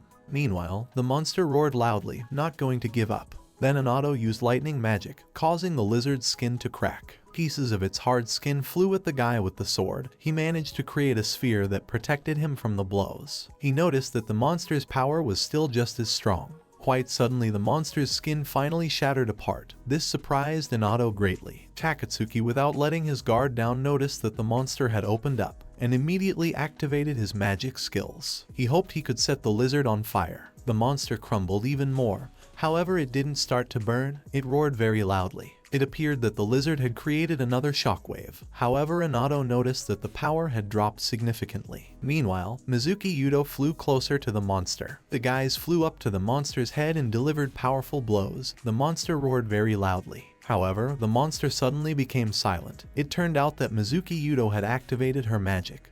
The girl said that the lizard was too careless. It turned out that Mizuki Yudo had activated a storm of blade, with which the monster received a huge amount of damage. The girl was able to hurt the monster badly by soiling herself in its blood. She was pleased with herself, for she had found its weak spot, and it turned out that its flesh was very soft. The monster collapsed to the ground, creating an earthquake, for its body had a lot of weight. Anado flew above the monster and said that this time it was over. As the guy swung, he said he would bet everything on this strike to finally end this hell. Anado sliced the scary monster in two. Finally, the chaos was over, for the monster cut in two could no longer recover. The guys were breathing heavily as they looked at this picture and couldn't believe that it was over. Anado's sword that he used to destroy the monster began to disappear from this world. The guy proudly let it go. Mizuki Yudo noticed that the holy sword was returning and asked Anado if it was all over. The guy replied that they were able to defeat the monster. Takatsuki wondered if he could be a worthy head of the family. Mizuki noticed the guy's serious look and asked him what was wrong. He said he just needed a good rest. Anado went up to the girl and hugged her and said it was all thanks to her. Meanwhile, a tired Takatsuki couldn't stop thinking about the fact that this monster was a strong enemy, and that he would have to fight such opponents later. Meanwhile, Kazumi noticed Tia Bamillion, who was looking at the floor silently. She started to ask her what was wrong, but she didn't respond to her words. Suddenly, the girl rushed towards the monster's body. Kazumi continued to ask what happened. However, she assumed that Tia Bamillion couldn't hear anything. Then she suddenly looked closely at Tia Bamillion and saw her as a little boy who was also digging in the children's sandbox. Kazumi couldn't understand why it was at this very moment that she remembered her first meeting with Seo-kun. She suddenly became insanely curious about what he was doing now. She realized that if she died in today's battle, she would never be able to see him again. The girl walked and reasoned that the crisis was temporarily over, and now she needed to contact the academy about today. Then she thought of Tsuchimura Sensei's death again. Suddenly, the girl's thoughts were filled with Seo-kun again. She realized that they had never gone anywhere, spending time having a nice conversation, and she had never talked about her feelings. Letting out a bitter tear, the girl wondered why she had a fight with Seo-kun. She realized that his stories were full of incomprehensible stories, and all of them seemed implausible. It seemed that he had some personal circumstances or problems. The girl wondered what she wanted to do at that moment when she said such terrible words to him. She confessed that she was dying to see him, even if he was in a coffin, but she was glad that he was back safe and sound. Seo-kun was almost the same as before. Kazumi asked herself if that wasn't enough for her and quietly mumbled that she wanted to see him very badly right now. Suddenly, something happened to Tia Bamillion. Meanwhile, Kazumi prayed to meet Seo-kun again and talk. However, she was distracted by Tia Bamillion. Kazumi approached Tia Bamillion, who was scrutinizing the talisman. Suddenly, the guy's attention shifted to a man who was walking in the distance. A samurai shrouded in armor was advancing confidently towards the guys. The rain was beating down on his armor and large drops were dripping down the horns on his helmet. The face of this samurai was terrifying, walking towards the boys with a terrifying smile. Anado tried to ask who he was. He then asked the scary samurai how he got to the top of this mountain, considering the fact that he didn't look like a backup. The one silently walked up to the guy and punched him in the stomach. Anado's body flew off a few meters, flying over his comrades. Takatsuki was stunned by this picture. The samurai had delivered such a powerful blow that it stayed in the guy's body. Anado was left lying on the ground without signs of life. A deep fear was visible in the eyes of the other guys. They were not at all prepared to face a new opponent. Mizuki Yudo, without thinking for a long time, decided to attack, swinging her spear at him. The girl asked how he dared to touch an Auto-kun. However, hitting the samurai didn't work, as he was able to stop his speed with one palm. Mizuki wanted to swing at him again. However, she noticed that after hitting him with his palm, the sword crumbled into a bunch of pieces. The moment the girl was distracted by the shattered sword, the samurai decided to act and grabbed her and threw her onto the sack. The girl fell to the ground with a clatter. At that moment, Takatsuki flew at the samurai from behind him, who thought he could use magic on him. However, after the attack, there wasn't even a scratch left on the samurai. This left the guy terrified. The samurai wanted to kick him in the head, however Takatsuki blocked the kick and skipped underneath him behind his back. Tia Bamillion started yelling at him that it was better to just run. However, the guy didn't listen to the girl, from which he received a powerful blow to the jaw. Takatsuki flew aside, unable to get up. The samurai with a terrible smile walked among the exhausted guys, directly at Kazumi. The girl began to shake violently with fear, for she had no idea at all how to attack him.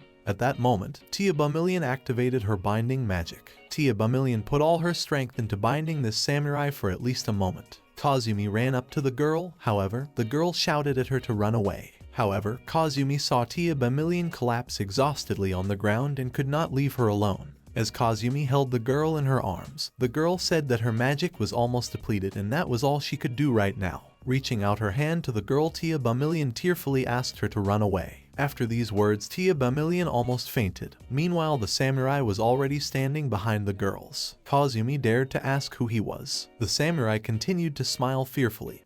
Kazumi shouted at him not to dare to approach them. Even Tia Bamillion, out of her last strength, asked him to stop. Suddenly, Tia Bamillion kneeled down and said that it was time for the sensei to show his face.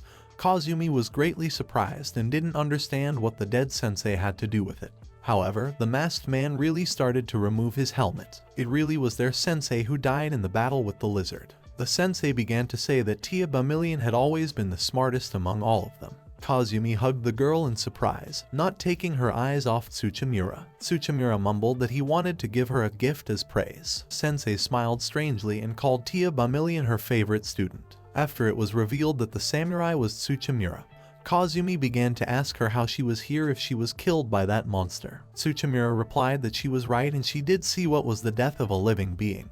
However, she was here for the reason that it was a puppet of sorts. Suddenly, Tia Bamillion spoke. The girl told Kazumi that it was a disguise magic that the monkey Yoma used. He took the form of a sensei, and he was among them all this time. Kazumi was amazed at such details. Tia Bamillion then lowered her head and mumbled that this entire mission was organized by the sensei. Tia Bamillion said in a tired voice that sensei had received them very well. However, what was the purpose of all this? Tia reminded Kazumi that the Yoma who attacked her disguised himself as Takatsuki, and then Taro said that if he didn't watch him constantly, he wouldn't have been able to achieve that quality. The girl went on to say that Yoma used earth magic as a sensei. He knew her as a student, for they controlled Yamai through ritual, putting their memory and magical power into him. And thus, there was a puppet that could simply be released to fulfill certain purposes. She then speculated that perhaps all the Yoma that appeared in this city were creations prepared by Sensei. It was demonic magic, a forbidden technique that created demons at will. It was the most hated magic forbidden by the association. Kazumi couldn't believe what Tia Bamillion was saying. After all, from the beginning this mission was insane. After all, forcing students to destroy Yoma who is so powerful is real absurd. Kazumi suddenly started to say that all this is impossible without the cooperation of the Yoma themselves. Tia Bamillion replied that Sensei could have done it. Then the girl asked how it was possible and Tia replied that she only heard it in lectures. Tia Bamillion said that it was pretty strange that Sensei refused to back up, didn't contact the Artery, and besides, all the reports were bullshit. The girls assumed that the target of it all was Inato-kun's holy sword. Tia Bamillion began to explain that the reason the monkey didn't kill her at the time was because she wanted to take hostages. Then she asked if Kazumi thought that if using someone as a shield, Inato-kun would calmly obey. However, as it turned out, the plan failed and Sensei let the last trump card go. It was the Yoma lizard. Kazumi asked the reasoning behind that thought. Tia Bamillion replied that it was the only thing Sensei could do to keep her balance even if she gave up her career. Kazumi realized that Sensei was controlling him, hiding herself to focus completely on manipulation. And if Yoma accidentally killed Inato, summoning the holy sword would be impossible. The Sensei laughed very loudly and angrily, and then said that they were right, because her goal was the holy sword, that is, the key. The girls asked Sensei why she didn't tell her friends about it. Sensei replied that she was insanely proud of her students. Tia Bamillion told her not to be stupid, and asked what she really wanted by revealing such explicit information. Sensei offered to listen to something. Kazumi thought about the fact that this Yoma was manipulated, and maybe it was Tsuchimura. Then she suddenly said that surely there must be some reason, maybe it was some special training. She was sure of it, because Sensei always recognized them and encouraged them with kind words. And the reason why Kazumi was able to stand shoulder to shoulder with the others was the Sensei who was leading her. Suddenly, Sensei called out Tia Bamillion and asked a question. Kazumi's mind flashed back to a moment in her life when the Sensei said that she believed in them, that they would do well. Sensei smiled strangely and asked if Tia Bamillion was going to say she believed in her. Tia froze in place, unable to answer such a question. Kazumi became uncomfortable that such a conversation was taking place. Sensei began to say that nothing in this world is more superficial than words like faith, for the world is always full of lies and deceit. Sensei then added that people like Tia Bamillion were not called good, but weak, and that was why she was worried about her future. Tia Bamillion couldn't answer anything. Tears were coming to her eyes. Suddenly, Kazumi got up from her knees and told Sensei to stop, and asked what was wrong with believing in those you respect until the very end. Kazumi thought back to the moment when she left Seo-kun without believing his words, because she didn't even try to do that. Kazumi started to say that worrying, and on top of that believing, is something you can't do without trust. Tia Bamillion called out to the girl. Sensei stopped smiling and mumbled that she didn't say that trust is bad. However, if Kazumi doesn't feel guilty, then she has strong nerves. Kazumi said that all the responsibility for this crisis situation is on Sensei's shoulders, and there is nothing wrong with trust.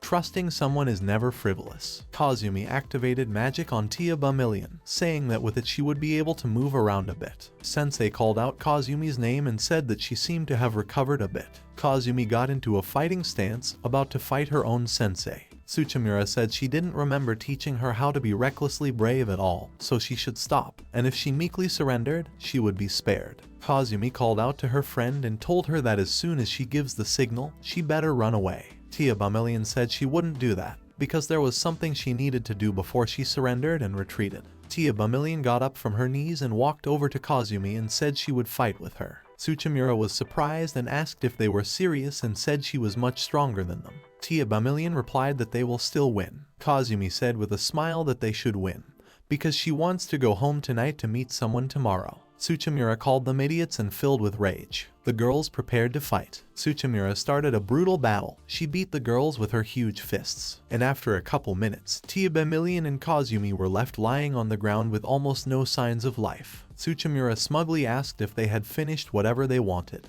Kazumi called out for Tia Bamillion, however she realized that the girl was lying unconscious. Tsuchimura started to walk away, confident that it was over. However, a pebble that Kazumi threw flew into her leg. Sensei said that she better give up, because honestly she didn't want to hurt her for nothing. All she needed was the holy sword. Sensei walked up to Kazumi and grabbed her by the hair and lifted her above the ground. She said that the girl must be an introvert and she was sorry that she didn't wish to quietly escape. Suddenly, Kazumi pulled out knives, cut her hair to get back to the ground. As soon as she landed with her feet on the ground, the girl immediately created a shockwave in hopes of thwarting Tsuchimura. However, Kazumi herself flew back a few meters. She realized that she was finished, as her mana had run out and now she was simply unable to move. Kazumi collapsed on her side, unable to move anymore. Tsuchimura scoffed at her that given the shockwave, she had exhausted all her magic power, and she was surprised by the fact that the girl still hadn't given up. The girl didn't listen to Tsuchimura. In her thoughts was only Kusa-kun. At this moment, lying on the cold ground, she really wanted to see and hear him one last time. From far away, Seo-kun was walking towards the scene.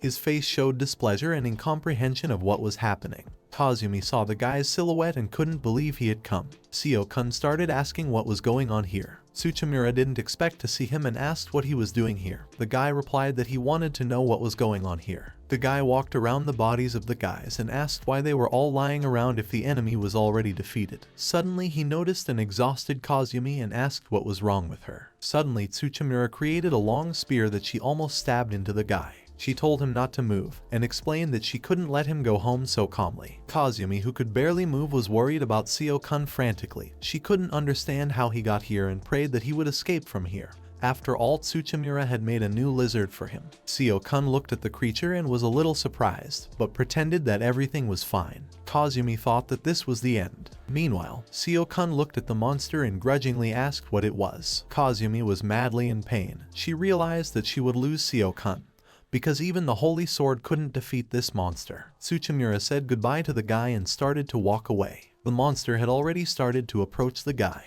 Kazumi was very scared. She forced her body to move at least a little. The girl was tearfully screaming for the monster to stop and not do anything. Reaching out her hands to the guy, the girl hysterically screamed for someone to help him stay alive. Seo-kun was very close to the monster. It seemed to be the end, but the guy swung his fist at the lizard without much fear. After hitting only once, the monster vaporized. This greatly surprised Kazumi, because before that, they could not destroy it for a long time. She was horrified. How was it even possible to hit the lizard with her bare hand and destroy it? The angered Tsuchimura looked at him with her teeth gritting. After that, something became clear to the guy. The guy realized that Tsuchimura was the real enemy. Tsuchimura and Seo-kun stood opposite each other with an embittered look in their eyes. Kazumi felt strongly for the guy. Tsuchimura told the guy that she had a great strategy to take the holy sword away from the student along with Yoma. However, he almost ruined everything because she kept him away for a good reason.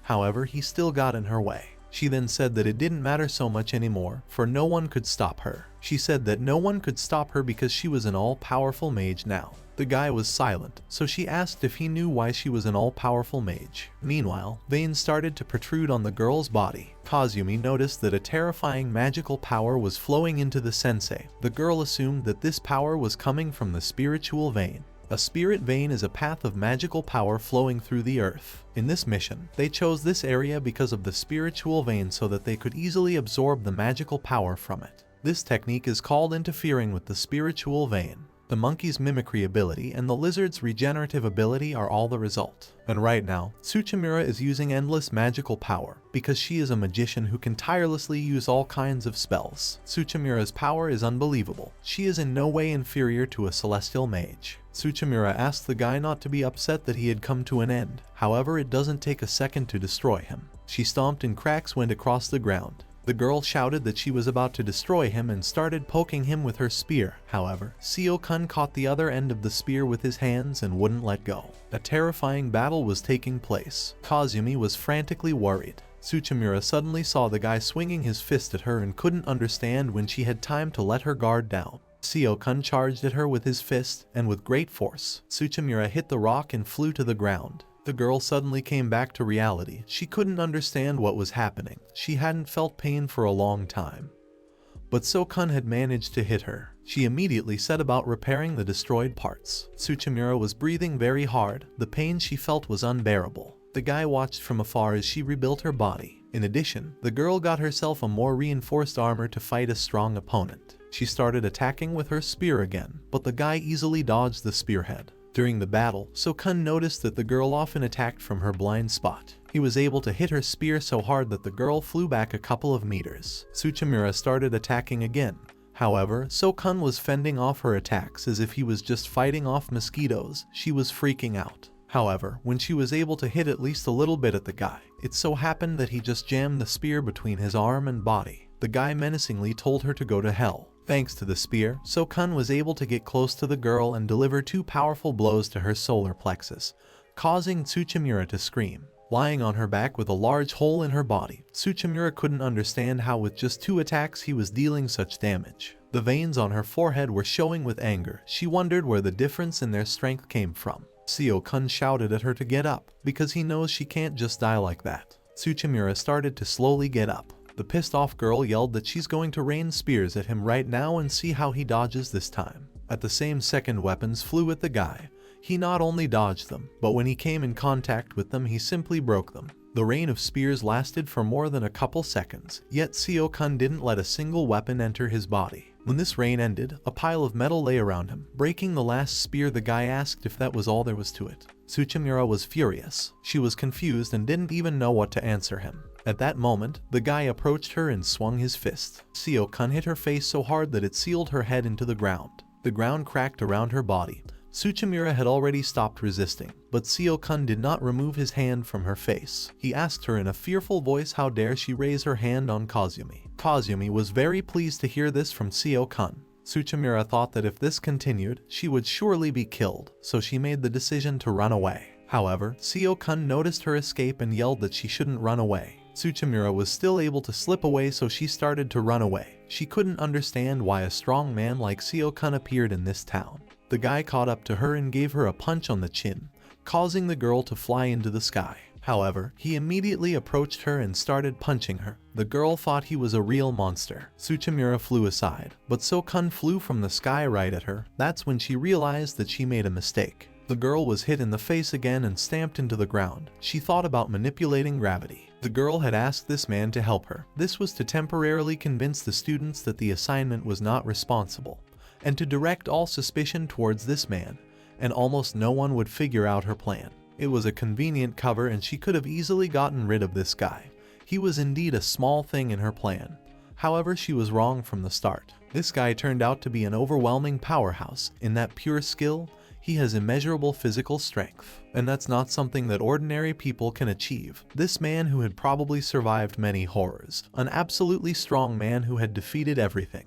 Tsuchimura laughed anxiously. The guy noticed that the girl started to change and said that she should stop because it was insanely harmful to her body. But Tsuchimura replied that she shouldn't worry because she had already prepared herself. The girl started laughing hysterically. She said that she recognized the fact that Seo-kun was definitely an exceptionally talented mage. So there was only one thing left for her to do. Seo-kun realized where she was going with this. The girl decided to resort to interfering with the spiritual veins, which she used to achieve maximum power. A huge monster that had 6 eyes appeared in the girl's place. This monster had a huge amount of magical power that exceeds the limit and affects your body so much that it threatens to wipe you out. Tsuchimura started laughing even louder, saying that she was experiencing a wonderful feeling. The girl mumbled that such a mountain could be demolished in an instant. Seo-kun realized that he was all alone against this monster, as the others were lying exhaustedly on the ground. Tsuchimura reached out her hand to the guy and asked if he could stop it. The guy replied without a doubt that he would destroy it. Tsuchimura looked at the guy with frenzied eyes, wanting to destroy him. The golem was coming at the guy. Seo-hun realized that his entire body was filled with magic. However, what was important to remember was that this was Tsuchimura Sensei's last trump card. The golem swung its huge fist at the guy. The monster seemed to stamp Seo-kun into the ground, but the guy managed to deftly dodge, which made Tsuchimura very angry. The two of them flew at each other with their fists. It seemed like the guy would die because he was much smaller than the golem's fist. However, after their fists made contact, the golem's arm shattered. But it just so happened that the arm recovered. Kazumi analyzed and realized that the golem's strength was incomparable to what it was before, and it had not lost its ability to recover. So Kun noticed that the golem's arm could change. Kazumi couldn't believe that it was the same power of a single mage. Seo-kun thought of the danger threatening them as well. Meanwhile, the golem was changing its arm into a new weapon. The monster created a huge piece of wood. The guys realized that hitting the ground with such a thing could cause the mountain to collapse, and the distance between them and the monster was only 30 meters. The guy realized that he had nothing left but to protect the guys at a distance. He asked the guys to wait a bit, because he specializes in magic that strengthens the body, and magic that is based on the release of magical energy is not his element. The guy looked back and looked at the defenseless guys again. Seo-kun remembered the moment when he told Mizuki Yudo about not being able to provide support. She laughed and said that skills like sending out magic were basic fundamentals. She shamed the guy for not being able to do such simple things. Seo-kun thought about his story. He admitted that it was half true and half false. If it was about long-range techniques, he had it. However, he couldn't support them, because he had a hard time finding a balance. Because every time it comes out, he destroys absolutely everything. He gathered all his strength and was setting up to launch a small fire cannon at the golem. However, the extent of his preparation said that the cannon would not be small at all, and so he unleashed his magic into the golem. It was chaos. Even far away from the city, you could see what was happening on the mountain. When the smoke cleared, it was clear that the guy had destroyed the golem. In front of him stood an exhausted Tsuchimura. The girl staggered heavily, standing still with her eyes closed, and after a second, she collapsed face down into the ground. Kazumi looked at Seo-kun with eyes full of admiration. Seo-kun started walking towards her, causing her eyes to light up. There were only questions in her mind. Did he really win? When Sokun approached, Kazumi asked if she was alright, and kneeling down he put his hand on her stomach. Suddenly the pain went away. She realized that the guy had protected her body from the strange influences with strengthening magic. She realized that his words weren't a lie, and it made her laugh. The guy asked where the others were and the girl pointed in the direction. Looking at the guy, the girl couldn't believe that he was so skillful at using magic, and had even defeated Sensei. Suddenly the guy picked up the girl in his arms and carried her to the rest of the guys. Such actions of the guy made Kazumi very upset, even though she had a lot of important things to tell him. She knew that she needed to apologize to him. She needed to tell him that it was her fault, because after all he was probably mad at her. While they were walking, Sokun said that something had changed in her. She was lighter than before. Kazumi said that wasn't true at all. The girl said that the thing was that he had just gotten much stronger. She suddenly remembered moments from the past when Seo-kun carried her on his back. Then the girl added that he had even grown a little. Suddenly, Kazumi cried and pressed herself against the guy's chest and said that she was happy to see him again. She thanked him for coming here. The guy replied that he was glad she was okay. Finally, they came to the rest of the guys. The guys still hadn't woken up. Seo-kun noticed that none of them were seriously injured. Kazumi remembered Sensei's words that she didn't want to hurt them, so maybe she wasn't lying. Suddenly Sokun stood up and said he had to leave until they woke up. Kazumi asked him to stay at least to thank him for saving them. The guy replied that he didn't want to get involved with such things. It turned out that Tia Bamillion was awake, so she asked Seo-kun to wait. Tia Bamillion remembered the moment when Sato under the mask talked about the man died and his name is Kayabetsu, the power of reinforcement. Seo-kun and Kazumi turned around on the girl and asked if she was already awake. Tia replied that she had just gotten up thanks to Kayabetsu-san. She told Sokun that her consciousness came in a moment and she saw his fight. The guy apologized to her. Thaw said it was amazing and she will thank him someday. Tia Bamillion then saw Tsuchimura in a yoga-like pose. The guys explained to her that she was half alive and half dead. The girl thanked Seo-kun again and said that as expected he turned out to be a good man. Seo-kun quietly said that he would like to talk to Kazumi again when she had time. She didn't hear because she was answering Tia Bamillion's question. He abruptly turned around and said that he was very tired and wanted to sleep, so he would go home. Seo-kun wanted to talk to Kazumi again when she had time and asked if she minded. The girl quietly replied that she didn't mind. Kazumi looked at the guy with loving eyes. Tears rolled down the girl's eyes and wiping them she added that she was always in favor of talking to him. The guy was happy to hear that. Suddenly the guy felt a sensation he had forgotten about. It was a reaction of the body to a serious magical influence. Because of that he had also left early from yesterday's shift. It was a muscular pain from which the guy just collapsed to the ground unable to move. Sato is once again causing concern with his condition. After the battle he collapsed from muscle pain from using magic and slept in the hospital for 2 days. But his grandparents thought he was hospitalized for heat stroke.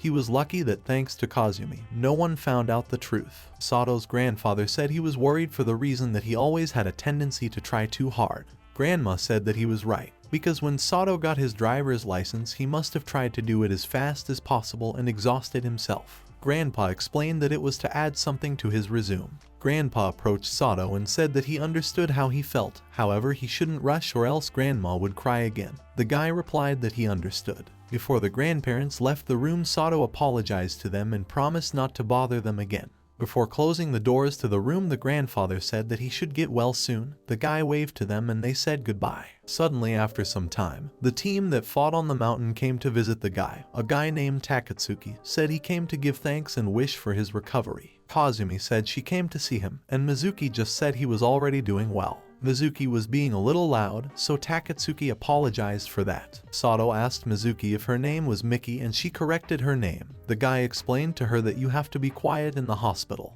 Kazumi asked how he was doing and if he didn't mind she could call the mage from the Artery. The guy said he was fine and just needed a good rest. Mizuki said she now knew his real name and it was the first time she had seen his face without the mask, so she wondered if he was the same age as them or older. Sato asked indignantly why she was talking so rudely. Sato then asked what happened to Tsuchimura. The guys said that they confirmed the information that she had a connection to a criminal organization and seemed to be aiming for the Holy Sword. Mizuki revealed that she also invited Anato today, but he didn't show up. Sato thought in his head that he doesn't know much about the Holy Sword and it scares him. Then Mizuki said it was just a joke and the guys said to laugh if it was a joke and to look away. Sato said that they were more energetic than he thought. Mizuki bowed to the guy and said that they were actually all insanely grateful to him for stopping her plan. Takatsuki said he wanted to show his gratitude too and bowed. Kazumi did the same. Sato looked at Kazumi in a special way. Then he felt embarrassed that the guys respected him so much. The guy mumbled that he was glad they were all alright. Inside himself he thought to himself that it wasn't really that bad.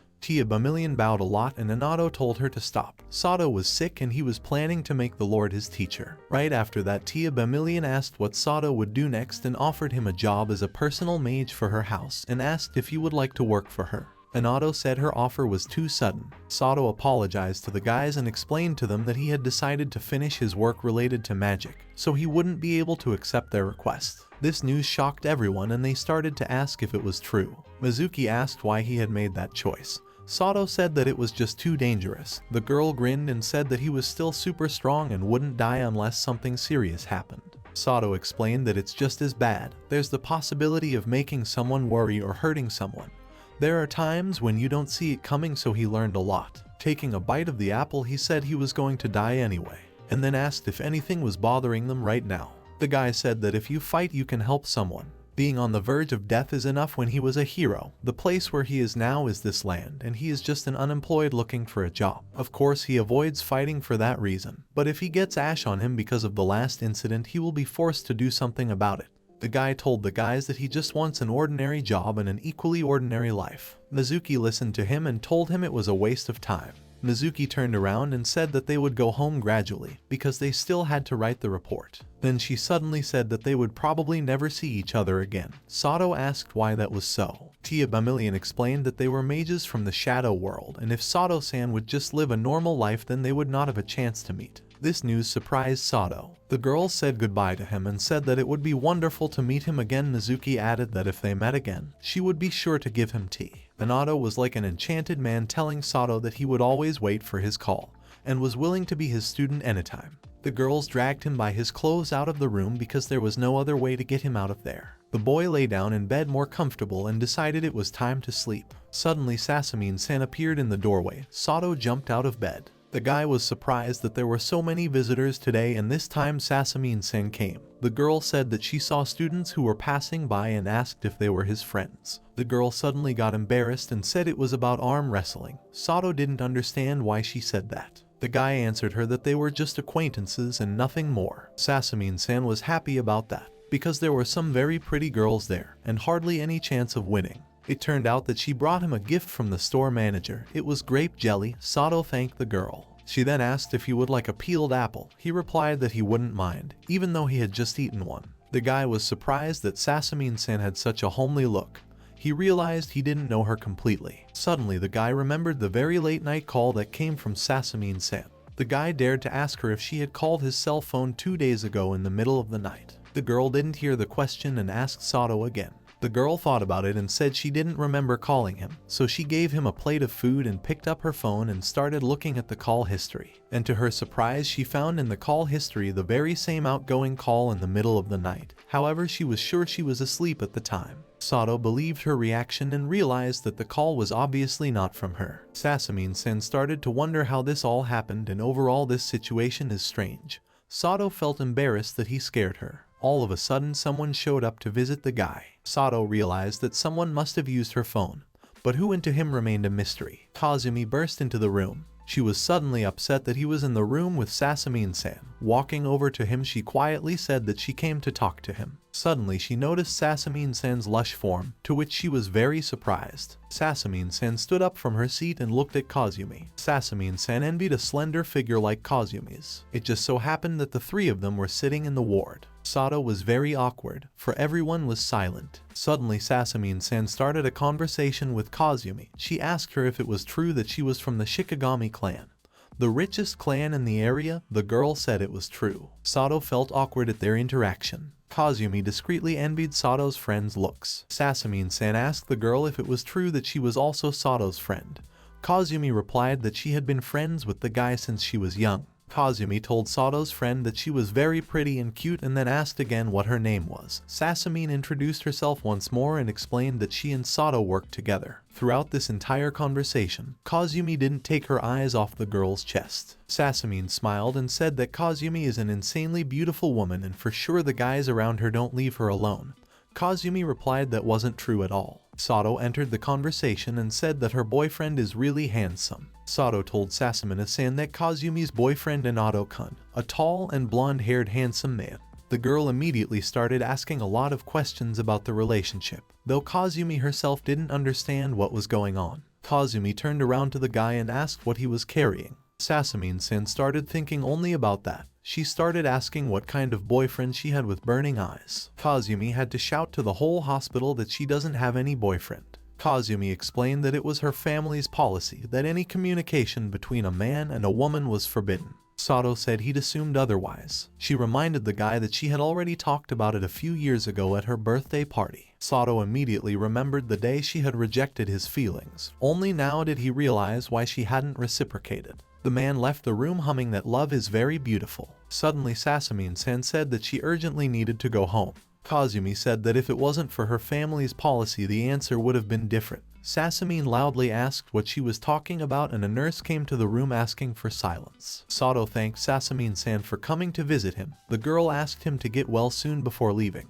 When Sato and Kazumi were left alone, a sad atmosphere loomed. However, Kazumi started the conversation first. She said that if we talk about another world, it's hard to believe.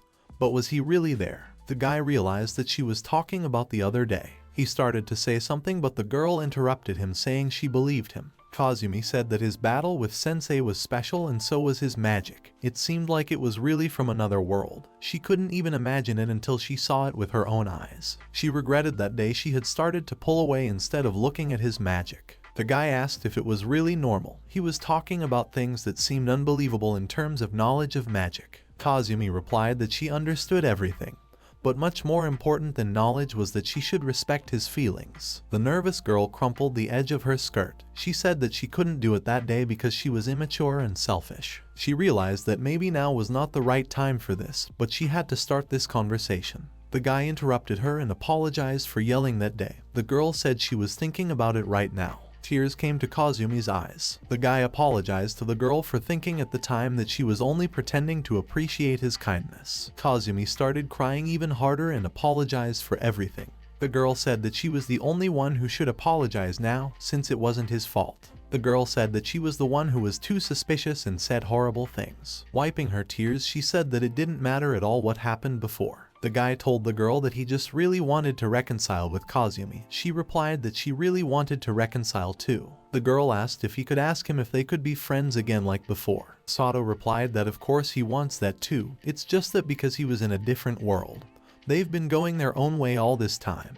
And it's time to end it. They should have faced each other a long time ago and get their friendship back. The guy promised her that she could always go to him for help. Kazumi replied that it was completely mutual. The girl said welcome home and the guy replied that he is truly home now. They looked at each other sitting in the room with a smile. A couple days passed. After a little workout, the guy felt how long it had been since he had exercised his muscles. Sato had checked out of the hospital almost immediately. Nothing unusual had happened during that time, except that Tia Bamillion had sent him a very thick letter thanking him. The guy was caught up in her words that they were unlikely to meet again in their lives, only if something happened again.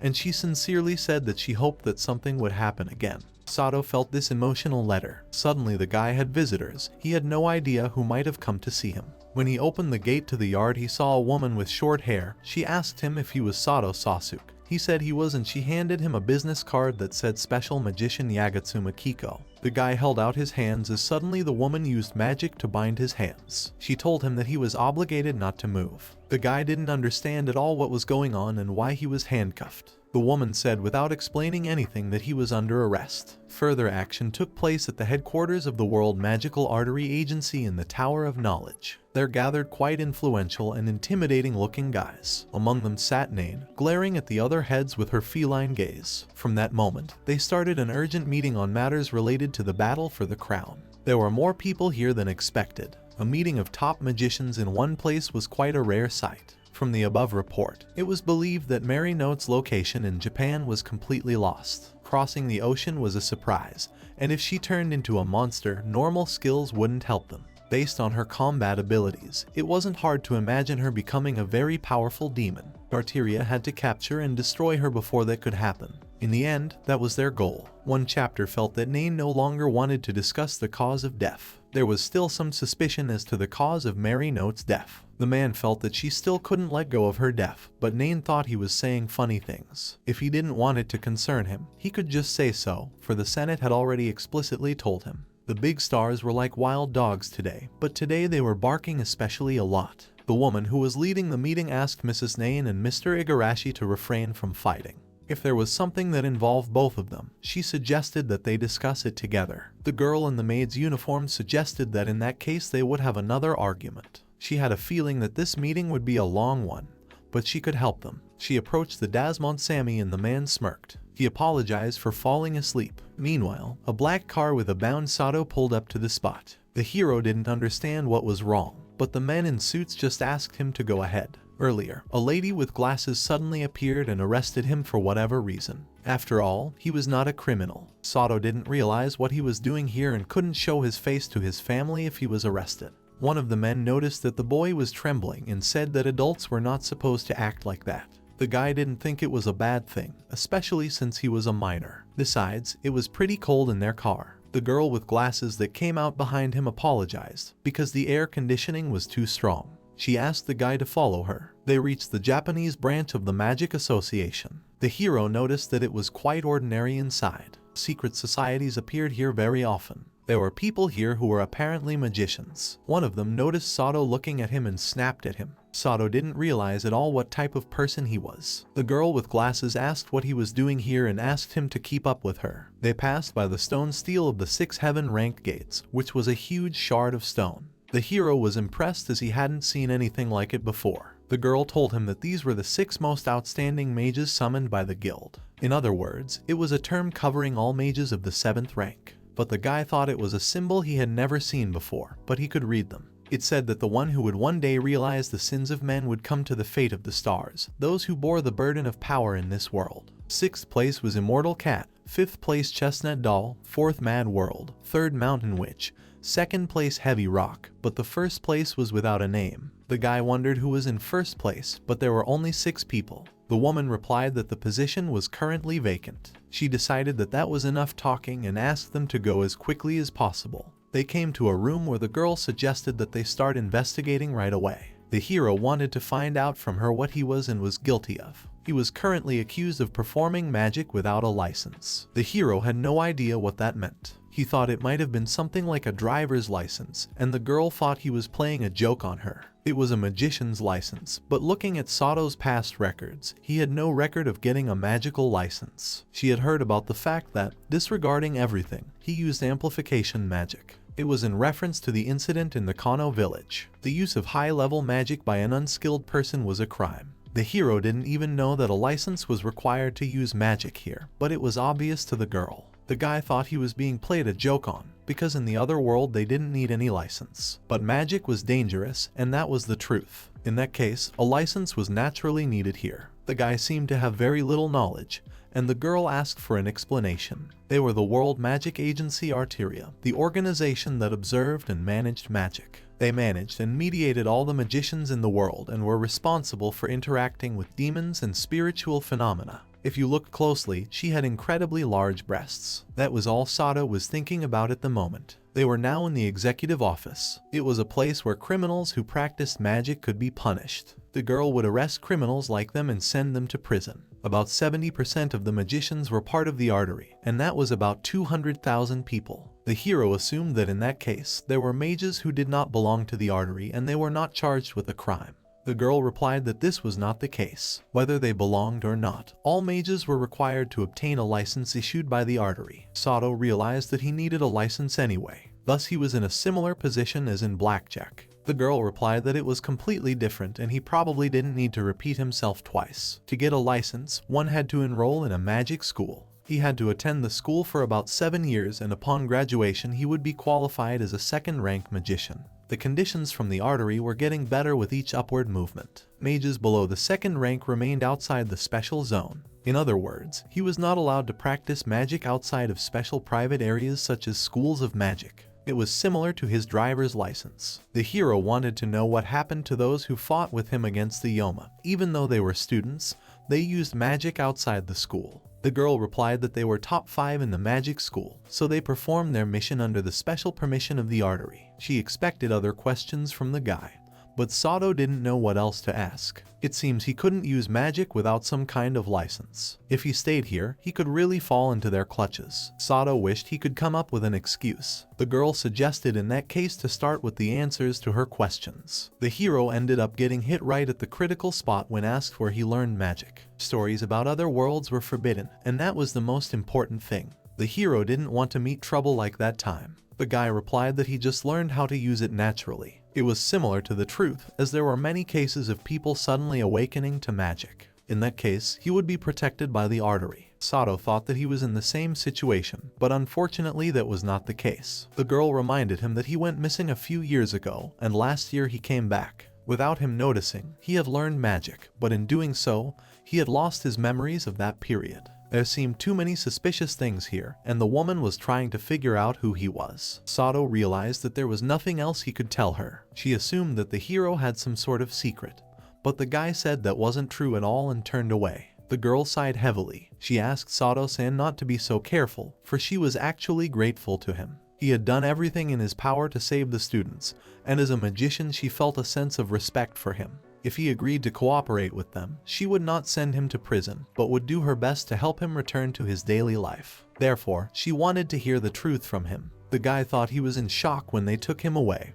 and he was probably not evil. If the other person was sincere, he should have responded sincerely too. The guy agreed to tell her everything. He dared to believe the man and told her that he was actually working as a hero in another world when he went missing. In the end, Sato himself did not realize how he ended up behind bars. The hero gripped the bars, not realizing what was going on here. The guards that passed by didn't pay any attention to him. The hero wondered what faith was. Being thrown here without any explanation was just awful. Sato didn't understand why he had to go through this. Plus, he was worried about what he would say to his grandparents. If they were going to pass judgment on him, they might as well do it quickly. Sato laid down on his bed with thoughts of what he hated waiting for. A human figure with a cat-eared hood showed up in front of his grate. The hero did not know who it was and asked what he wanted. The girl thought he was rather blunt, but he turned out to be attentive. She was pleased to meet Sato. Sato found it odd that he didn't notice her presence at all until she approached. She clearly had a knack for hiding her presence, and it wasn't just a child.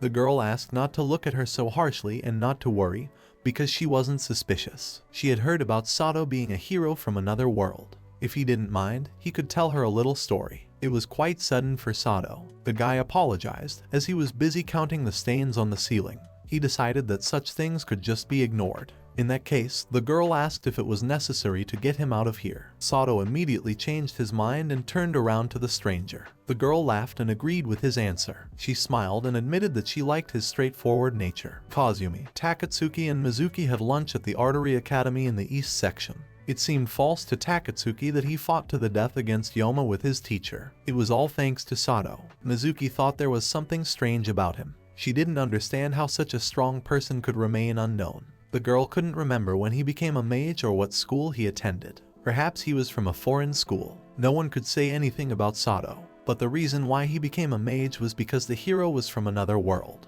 He didn't go to a magic school and probably didn't have a mage license. As they were talking, a distraught Tia came into the room and showed the boys the morning edition of the newspaper. Mr. Sato was arrested for not having a license. The issue wrote that the arrested suspect was Sato, a 16-year-old worker from Coom City, and the Arteria was currently investigating everything. The boys were shocked when they heard this news. Sato speculated that the stranger might have let him out, and she confirmed it. The hero wanted to know what she wanted. The girl asked not to look at her with such a scary face, because his sister was helping the needy around the world. Sato asked not to worry about it and asked how exactly she was going to use it. Judging from her cat ears, her real age was more likely to be older than her appearance. Sato didn't understand what she was planning. The girl suggested that he wasn't really an adult, and Sato replied that she was clearly not a child either. She asked not to be hostile to someone she was meeting for the first time. The girl couldn't say she didn't like it, but it was better for her to know her place. At that moment, Sato felt a threatening energy from her, as if 1,000 eyes were looking at him. He had no doubt that this girl was strong. At least she was a bit stronger than Tsuchimura. She told Sato that the Arteria had an influence on society as well. If he stays here, he will really become a criminal. Official charges could be changed as needed, and she thought he would never return to everyday life, and if the hero accepted her terms, she would erase all his sins. The girl grinned and said that was pretty good. Sato asked if it was really possible, and the girl told him not to worry and leave it to his sister. The boy realized that he had no choice. People who listened to her well liked her. Sato wanted to hear her conditions for him to get out of here. The girl put her finger up and asked to introduce herself. She gave her celestial mage name card with her name written on it. The girl was Anaine Barsfield, one of the 6 most talented mages recognized by the association. The guy was shocked to find out that the immortal cat nicknamed Nain, one of the 6 mages, was in front of him. Nain offered to fight him, and if he won, she would let him go. The girl created a seal with which the boy could pass through the wall with her. Nain thought it was amazing. It was a special magic teleportation circle. She made it when she was a student because traveling was troublesome. Sato didn't know where they were, so Nain replied that they were at the Magic Academy. Sato assumed that the likes of Kazumi and Takatsuki studied here. There were many places to practice magic here. Besides, it didn't matter how refined he would use it. The battle against the celestial magician was a condition for his release. Sato didn't understand why this was happening to him again. In fact, the Nain wanted to know his true abilities. It was said that Tsuchai had borrowed the power from his veins and he had defeated her. She would like to see this power with her own eyes. Sato would have wanted to say something, but the girl pulled the lever and said that their questions ended here. The wall that led to the headmaster's room opened in front of them. The principal of the Magic Academy, Beryl Gendane, noticed the boys. Nain greeted him and said that it had been quite some time.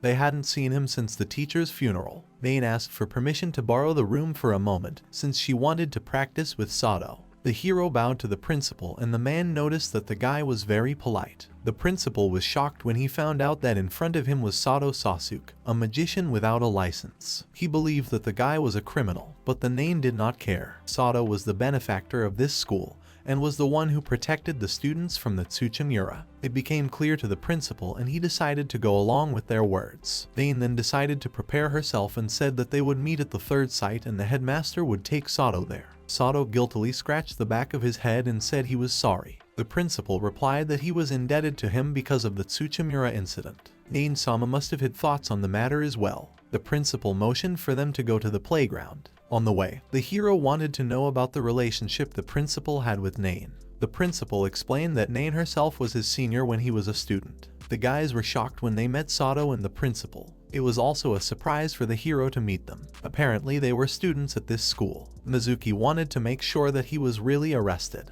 She was surprised to hear that from Chiya. In that case, she didn't understand why the hero was here along with the principal. Besides, a mage of heavenly rank was here. Mizuki didn't understand the whole situation and was shocked that he had to fight a heavenly ranked mage. The guy asked her not to ask too many questions at once. Kazumi approached the hero to find out what was wrong, and the guy said that if he won, the Nain would solve his license problems. Given her status, this was quite possible, but the girls thought it unreasonable. They thought that no matter how hard he tried, he could not beat her. The girls thought he shouldn't have clung to the string, and it was better to end up in jail than to succumb to the whims of a mage and get seriously injured. She was known for being tough, but Sato saw nothing wrong with that. In any case, he couldn't refuse, and he too had the determination to protect his life. He wanted to go back to his grandparents and work part-time. He waved goodbye to the girls and asked Kazumi not to worry about him. The girl smiled and agreed with him. The thing was, he just had to win. The guy ended up at the 3rd site of magical training.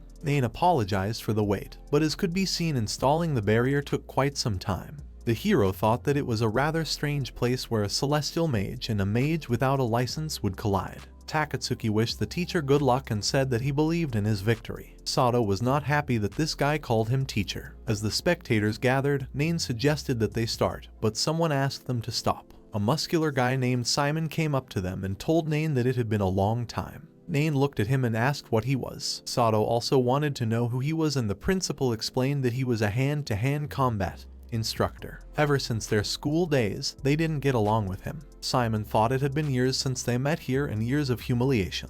But Simon was going to get back at her. The man clenched his iron huge fist that he had honed for years and promised Nain to remember it. Simon lunged at the girl, and Sato recognized it as an advanced strengthening technique. Simon ordered to behold his talent, but Nain only smiled. She easily jumped right in front of him and ended up behind Simon. No sooner had he hit the girl than Nain activated her secret cat kick technique. Nane's punch pushed the man with such force that Simon hit nearly every inch of the magical barrier. After countless blows, the Simon punched the ground with his body and fell right behind Nane. Kazumi was horrified after seeing such a sight. All the students froze in shock. It seemed that even Sato was impressed by her punch. Nane apologized for interrupting them and motioned for them to begin. After what happened, no one could believe that everything would be okay. That guy seemed like a mage without a license, but the students didn't think he could win. No one doubted that that guy would definitely die. Nane smirked and beckoned the hero with her hand and motioned for him to attack. Sato realized that he was in for a tough fight and prepared for battle. The girl waved her finger at the hero and motioned for Sato to begin.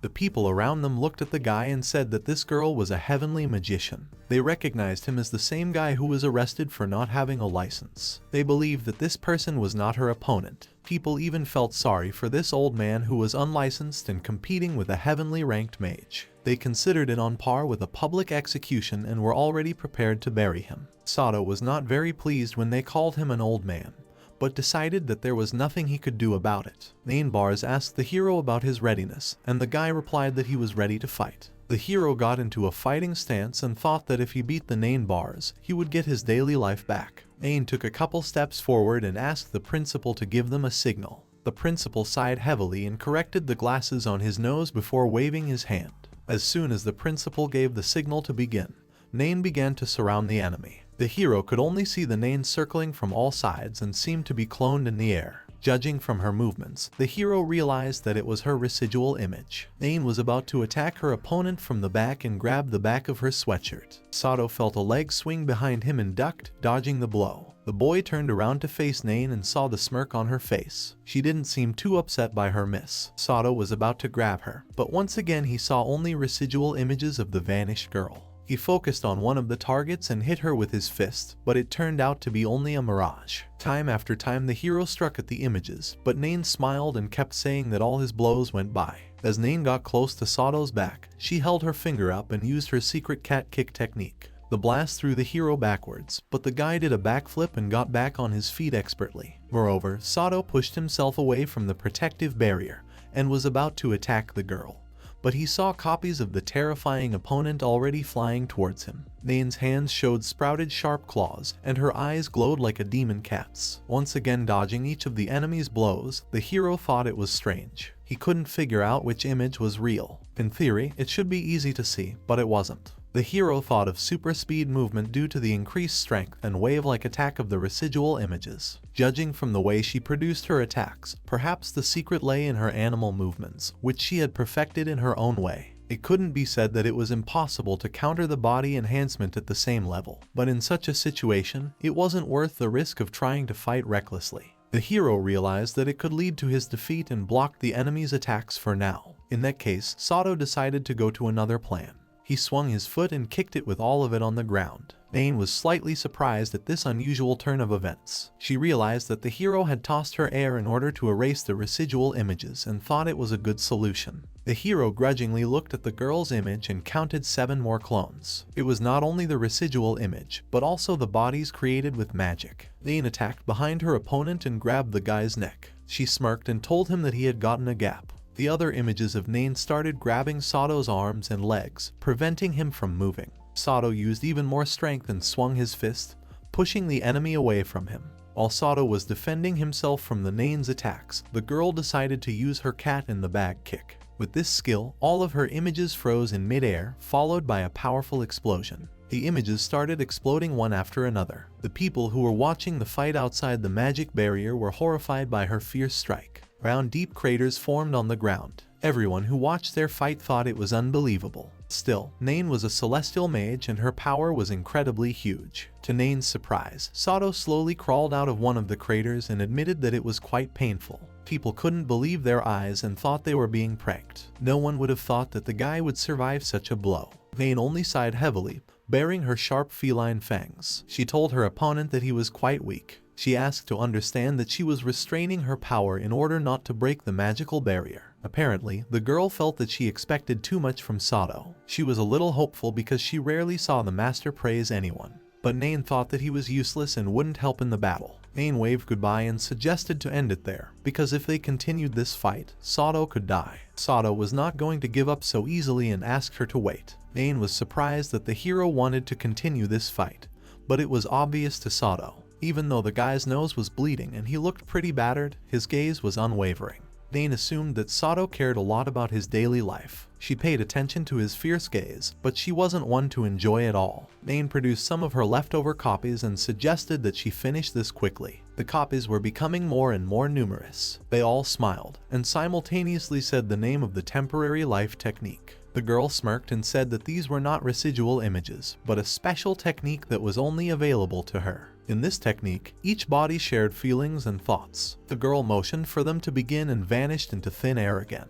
The hero noticed that her clones were creating more residual images. Nain asked her not to hold a grudge if she maimed him and threw herself into the attack. Nain's many bodies started to charge in, but Sato wouldn't let her do so. To her surprise, the guy dodged her first blows and then easily blocked the subsequent ones. During the fight, she felt something bothering her. At that moment, it seemed to Nain that the hero was just not serious. The hero picked up the moment when Nain wanted to give him another frontal strike and clenched his hand into a fist. With one hand he swung in front of the Nain's face, while he held his other fist for a second strike. Sato swung his second fist and used the small cannon skill. People were shocked to see how the magic barrier was broken after the hero's strike. Nain couldn't understand what kind of magic this person used and grouped herself after blocking the opponent's punch. The hero continued to advance on her and delivered more powerful blows. Thanks to Nain's agility, his blows crashed to the ground, leaving equally powerful and deep craters. The girl realized that this was very dangerous. If the main body was attacked, the clones would also disappear. But it was useless, because she believed that the hero wouldn't be able to reach her if she didn't use ranged attacks. Nain couldn't let him attack and also wanted to strike back. Nain decided that this would end in an instant and approached the enemy from all sides as quickly as possible. But to Nain's surprise, it was her that the hero noticed and looked at her with a bestial gaze. Nain couldn't believe her eyes, for Sato had actually seen her. Sato grabbed the surprised girl by the throat and squeezed her as hard as he could.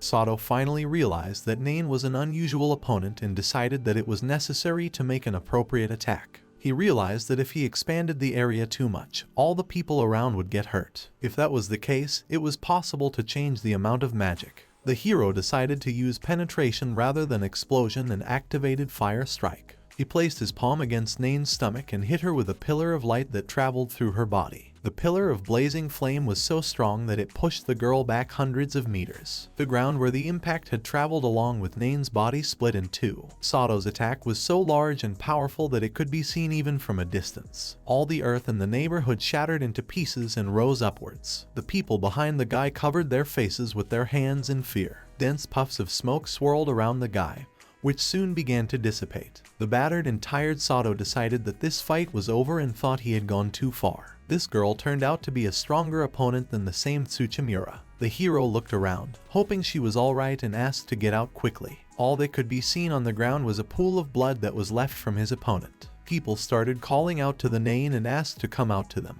They asked to stop hiding, but there was no response. The hero started to think about the fact that he had killed her. The guy didn't know what to do in such a situation, so he just waved goodbye and said he would go to work. But when he heard footsteps behind him, Sato turned back and saw Nain. The girl's sweater was torn at the point of impact, exposing her stomach. Her shoes had also failed, and Nain was walking barefoot on the ground. Despite all this, her gaze was cool and determined. The hero was surprised to find Nain alive. He wanted to make sure she was alright and asked the enemy a question. Instead of answering, the girl only asked him what he had done. She didn't understand what was the purpose of attacking a nice girl like her so rudely. To be honest, Sato couldn't feel her after the attack and assumed that she might have been resurrected. And if you think about it, the title in her rank had the name Immortal Cat. It only meant that she was honored with the title of Immortal. Nain wanted to understand what that meant. She looked at her clothes and sighed heavily, for these were her new clothes. Sato's gaze hovered on her body for a few moments. Her stomach was bare, and the black shorts over tight-fitting Lucy's did not hide her erotic form.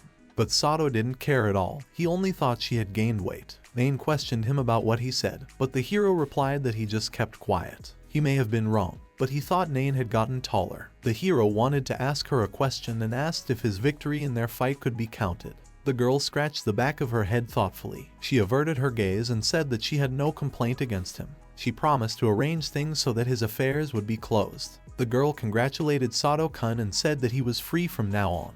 Everyone who was watching this fight opened their mouths in surprise. The boy gritted his teeth. At one point he couldn't stand it and shouted that he had done it. People were delighted by his feat and supported him with shouts and applause. The enthusiastic onlookers shouted that Sato was awesome.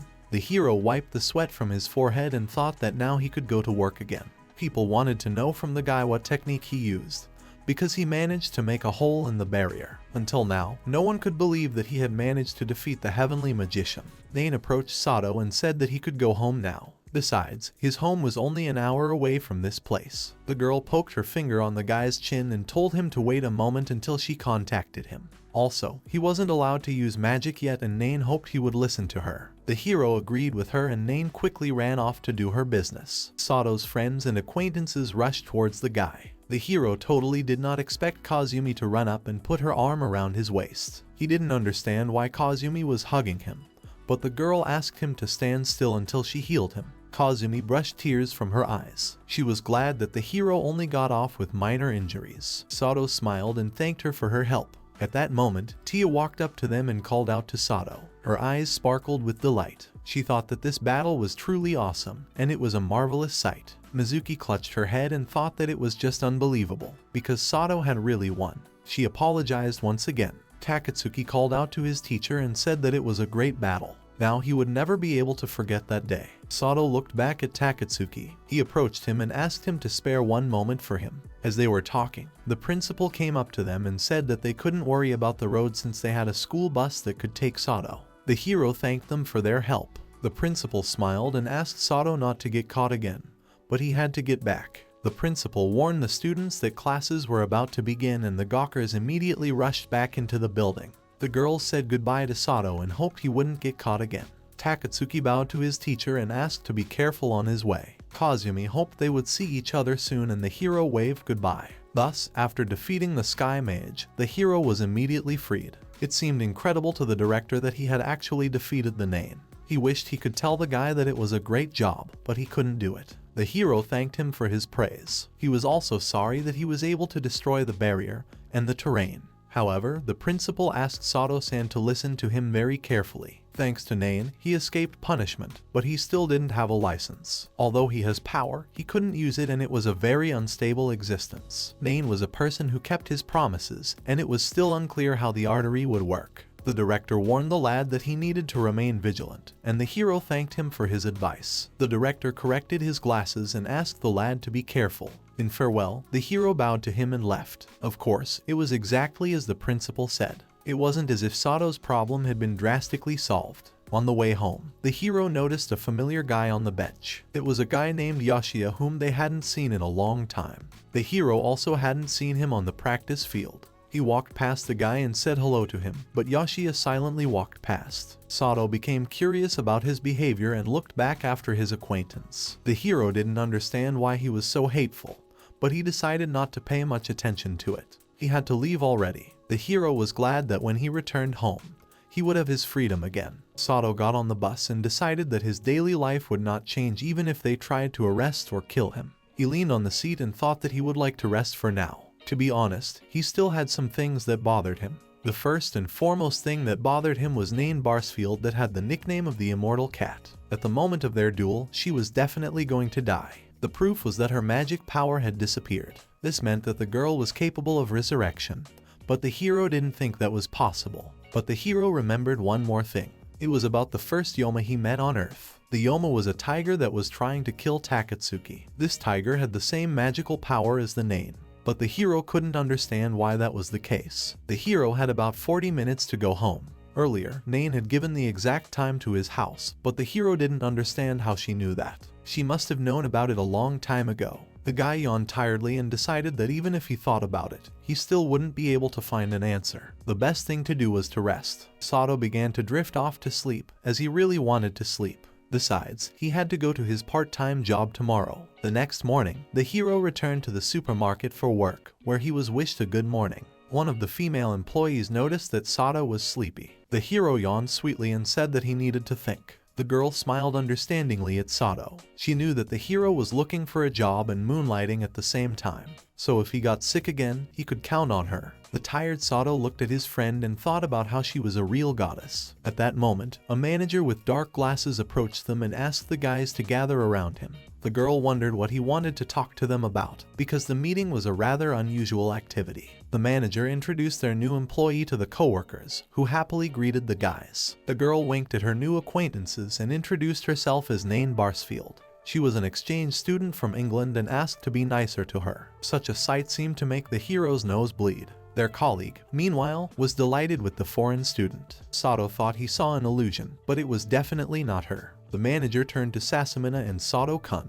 As the elders, they had to show Nain everything in the store. Ain pretended to see Sato-kun for the first time and exclaimed that he had an awesome name. She winked sweetly at him and wished to ask, from now on, for his friendship and support. Sasamina couldn't get enough of this beauty and offered to show her around their store. The girl happily agreed with her new colleague. Sasamine looked at Sato with a wide, full smile of delight. She didn't know what they should do after such a cute girl came to them. Sato played along and told her that she was indeed very cute, though he obviously didn't think so. The guy thought that Nain was so cute that he wanted to kill her on the spot. Nain winked at the guy, but Sato didn't understand why she came here. From then on, Sato began to think that his peaceful and everyday life would never come. There were two types of people in the world. The first type was a person who attracted other people to him. Such people were popular. The second type of people were repulsive and were hated. A group of girls called out to their friend Miko and asked her to go with them. Miko smiled at the girls and happily agreed with them. The girls wanted to ask her about the guy she had been working with lately. They couldn't believe that the Miko couldn't tell them anything about him.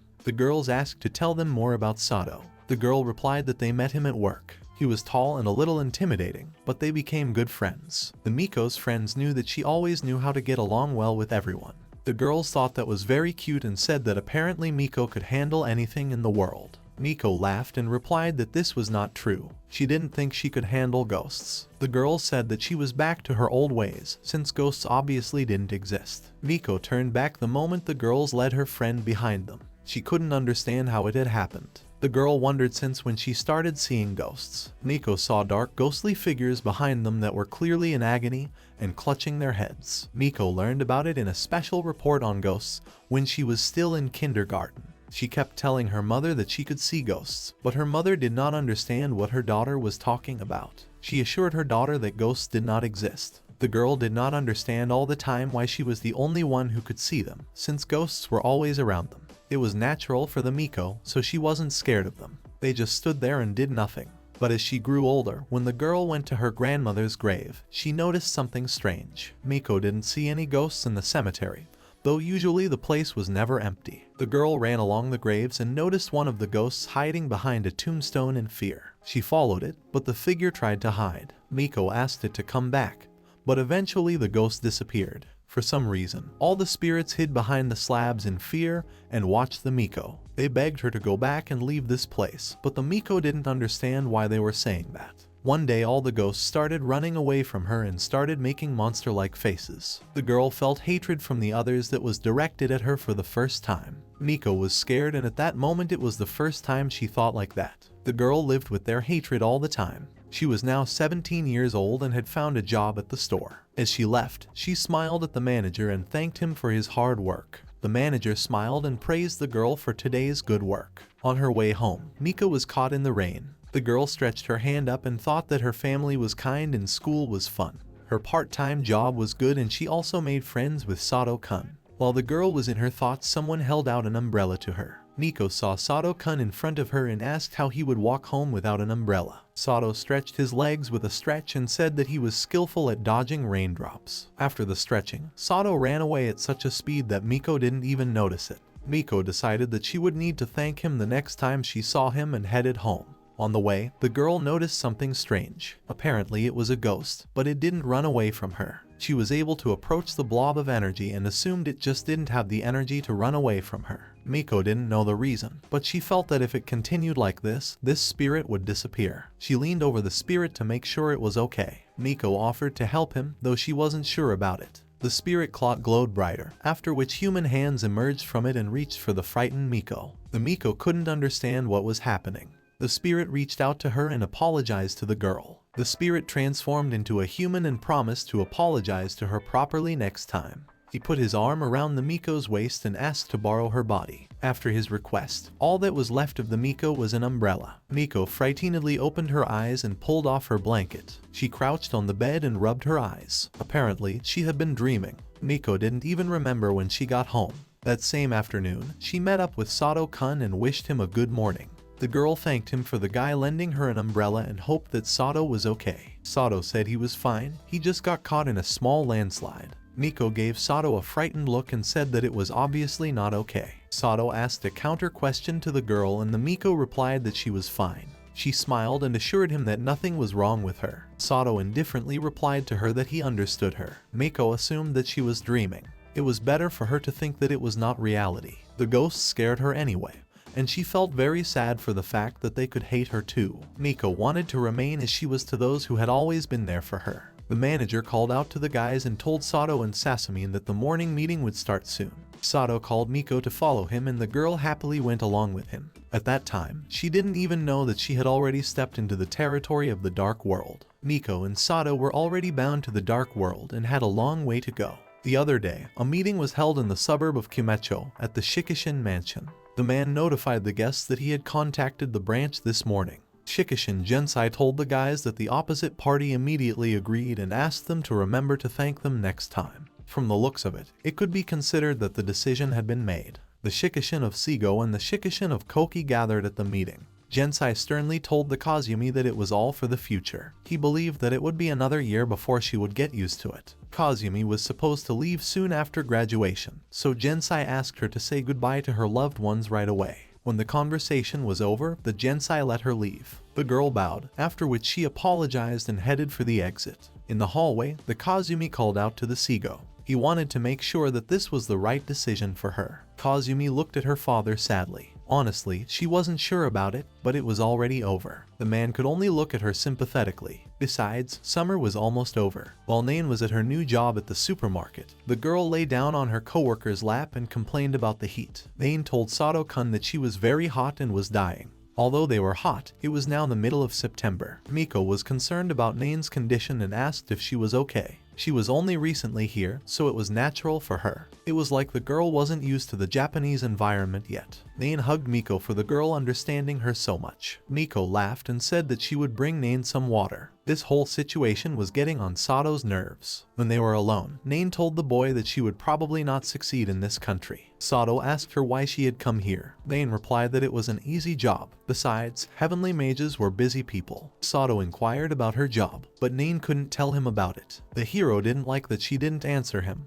but she must have a reason. The guy nervously clutched the empty juice carton in his hand. Sato looked at the time and thought their break was almost over. Before Sato left, the girl had asked at his house today. Sato ignored her words and only asked her not to overdo it. It had already been 10 days since Nain came to this town. Obviously, she had come for a specific purpose. Sato expected her to do something, but Nain hadn't crossed paths with anyone outside of work. The female coworkers were worried about the newcomer's condition and constantly asked about her well-being. They asked her to let them know if Nain had any problems. Sato was not happy that Nain had finally adapted. Sato kept an eye on her and decided it would be best to prepare for anything. Toward nightfall, Sato returned home and told his family that he was home. The woman notified Sato that he had a guest who was waiting for him in his room. Sato looked suspiciously at the door and thought that it seems that something like this had happened in the past. He opened the door and saw a woman with glasses there. Agatsuma Kiko was sitting on a floor cushion and silently waiting for Sato to return. But what the hero did not expect at all was that Nain would come through the door and wish them a good evening. She seemed to be in a good mood and apologized for being late. She didn't know the road and unfortunately got lost. Sato would not listen to her and simply closed the doors in her face. The girl opened the door and with puffed up cheeks said that Sato-kun was cruel. Besides, Big Sister had come specifically to visit him. Sato didn't believe that and rudely asked the girl what she came here for. While he was trying to kick her out of his room, he noticed another guest on the doorstep. It was a Kazumi who had apparently come with them. Kazumi went into their room and saw Agatsuma Kiko and Nain-sen there. Kazumi didn't understand how there were so many famous people in Kyusa-kun's house. Agatsuma was also curious about the reason why a member of the Shikishin family was here. Kazumi answered that she and Sato-kun were childhood friends. Sato asked them to wait for a while until he brought the zabuton. Nain fell on Sato's bed and said that he liked her a lot. The hero asked only to promise him that she would not leave her fur behind. Nain looked at Sato and sarcastically asked if he was okay. Agatsuma corrected her glasses and suggested they get down to business. Kazumi sat down next to Sato at the tea table and the woman sat down across from them. Behind them also lay Nain, who did not want to get down from the bed. The woman said that she got a report on the condition of Sato-san. In the end, she had to tell him that it was impossible to release him completely. The hero couldn't believe his ears. Nain believed that the hero barely understood how the world worked. Arteria believed that they couldn't let it go unchallenged. Sato asked her to wait for a while and asked her what she was talking about. The girl thought she could do it, but the Nain's decision was too arbitrary. The hero suggested that in that case he would go back to prison, but the woman answered him that they had negotiated for that reason. As a result, Mr. Sato was recognized as a protected person of the Artery. Earlier, the girl had told him that other people could be the subject of protection who suddenly awaken a talent for magic. A group of exorcists led by Nain was assigned to protect Sato-san. They were commonly known as the Cat Group. Kazumi couldn't believe that they would give Sato-kun to that cat group. Sato didn't understand why she reacted like that and assumed it was something amazing. If the girl remembered correctly, it was a small elite unit consisting of only Nain and special rank mages. Nain smirked and said that of course they were no match for the old man. Even though they had a small number of people, their abilities were unique, so she was entrusted to look after him. Sato-san was to stay in their group until he reached rank 2. This was a condition to gain freedom from the Arteria. The hero frowned and asked the Kazumi what he should do in that case. The girl thought that he should have agreed, because if he refused, there was a chance that the same thing that happened last time would happen. The hero realized everything and took a deep breath, thinking carefully about his decision. Kazumi noticed how the guy clenched his fist. He seemed to realize that he really had no choice and had to agree. He stood in front of the girls and said that he would join them in that case. It seemed to Agatsuma that the hero was pretty quick to make decisions. The hero sighed heavily and said that he was tired of this trouble. Nain smiled and agreed with him. The guy approached her and asked her for one favor. Nain was willing to listen to him and asked what he wanted. Sato wanted to take a promise from her that she would keep his family out of it. His look was so scary that it seemed he was ready to kill her. But the Nain only smirked. Sato expected a clear answer from her and continued to stare at Nain. It was as if Nain was accepting his challenge and stared just as coldly into Sato's eyes. But Agatsuma answered in her place and asked the guy not to worry. They didn't come into unnecessary contact with ordinary people on official matters. In that case, the hero agreed with them and thanked them. In that case, the hero wanted to know what he should do in the group. Nain raised her hand and said that it was simple, because he only needed to fulfill the mission from the Artery with them. The hero asked if he needed to attend their school. He was sure he could get a license at the school. The woman replied that if he had recommendations from several special mages or higher, he could skip the school process. Besides, Mrs. Shikishin was a good example of that. The girl was surprised to hear such words in her direction. The thing was that 3 years ago, Kazumi had already received the 2nd rank, and it was one of the fastest promotions in history. It was also possible to earn many achievements like the Shikishin who had made a pact with a high-level divine beast. The ways to achieve the goals were varied. The hero thought that this was the only way to gain freedom.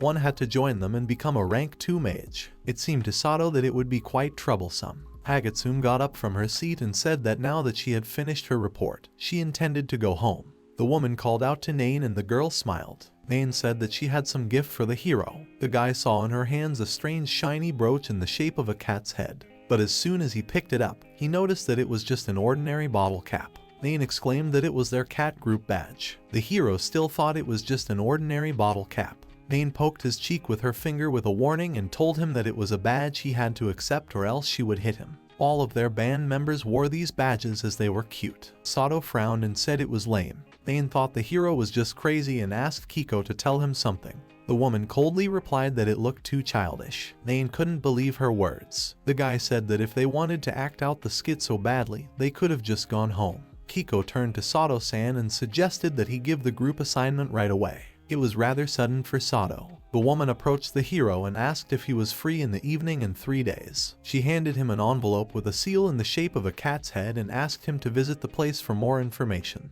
Nain said it was time for them to go home now, for it would be bad if they lingered. She waved goodbye to the boys. At the very last moment, she looked out of the doorway and asked if the hero really didn't want her to stay with him. Sato said no and asked her to go home. Sato and Kazumi were finally able to be alone together and the hero breathed a sigh of relief. The girl apologized to Sato-kun for her delay, but the hero thought it was okay. It seemed to him that she came for a reason. The girl looked at the guy and smiled with a dose of sadness. She closed her eyes and remembered how much she played with the hero in this room. They played cards and watched movies as kids. Kazumi noticed the ball in the jar that the hero called a dirt clod. Kazumi laughed and said that she was attacked by nostalgia. The hero agreed that it was indeed a long time ago. He kept it because it turned out pretty good that time. It was the first time he met a Kazumi. The girl thought that if Sato-kun didn't play with her, she would always have a gloomy temper. She was sure that she would never have any friends. The hero couldn't believe it and remembered with a smile that she was very good at socializing with people.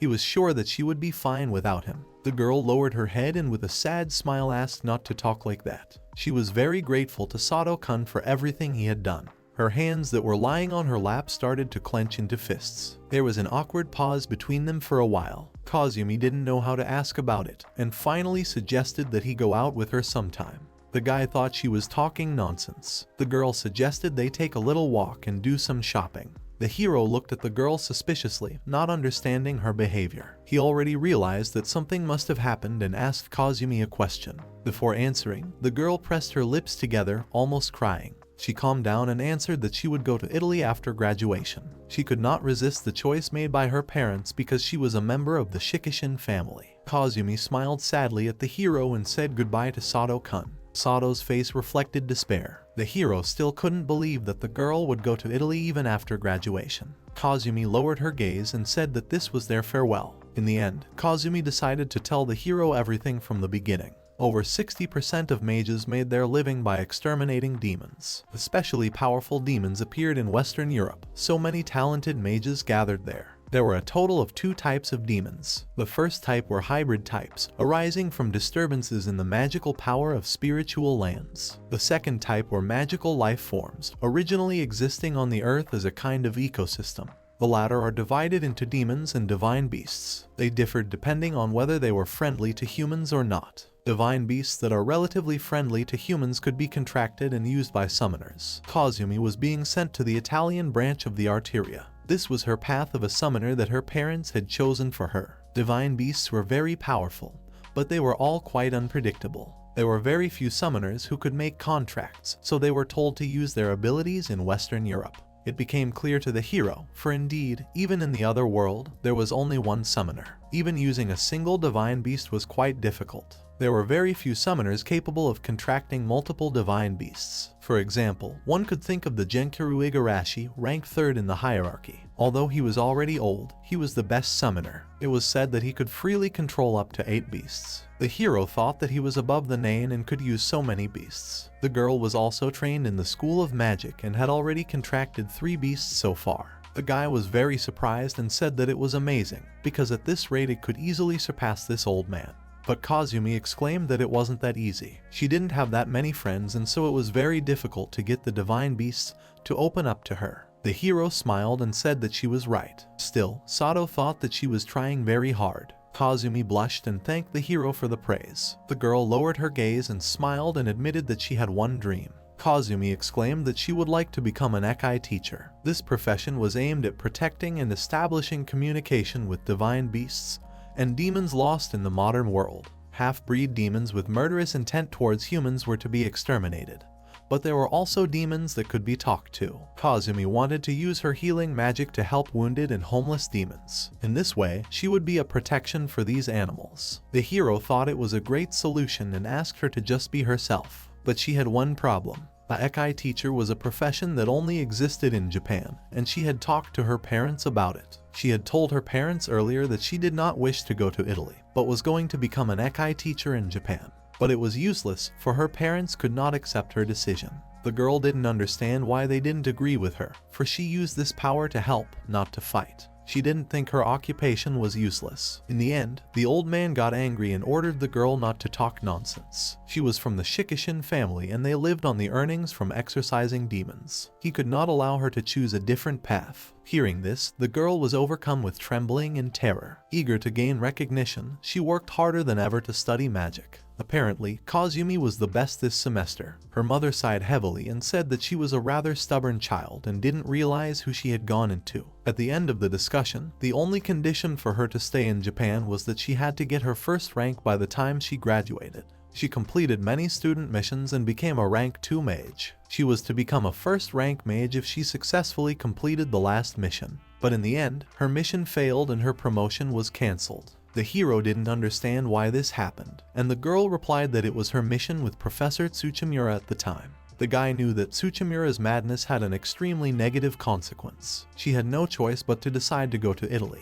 The graduation ceremony would be in October, and she thought she would be leaving Japan in the next 2 months. Kazumi felt that she should have told Sato everything. Sato lowered his head, not even knowing what to say back to Kazumi. He couldn't believe that the decision was already made and looked at Kazumi. The girl didn't answer him anything and only closed her eyes. The guy slammed his fist on the table, unable to believe that they had no other choice. Sato was going to find at least someone to solve this problem and talk to, but Kazumi thought that there was nothing that could be done about it. The hero still couldn't believe that they had no way out and only berated himself for not being able to do anything about it. His heart was racing and there was nothing he could do about it. To begin with, the hero needed to figure out what he wanted in the end. He asked himself to tell her straight if he had anything to say to her. Kazumi, like Sato, remembered happy moments from her childhood and the days they spent together with him. Sato didn't want her to leave and didn't want to let her go. He called out to Kazumi and was about to say something to her when suddenly the window of the room opened.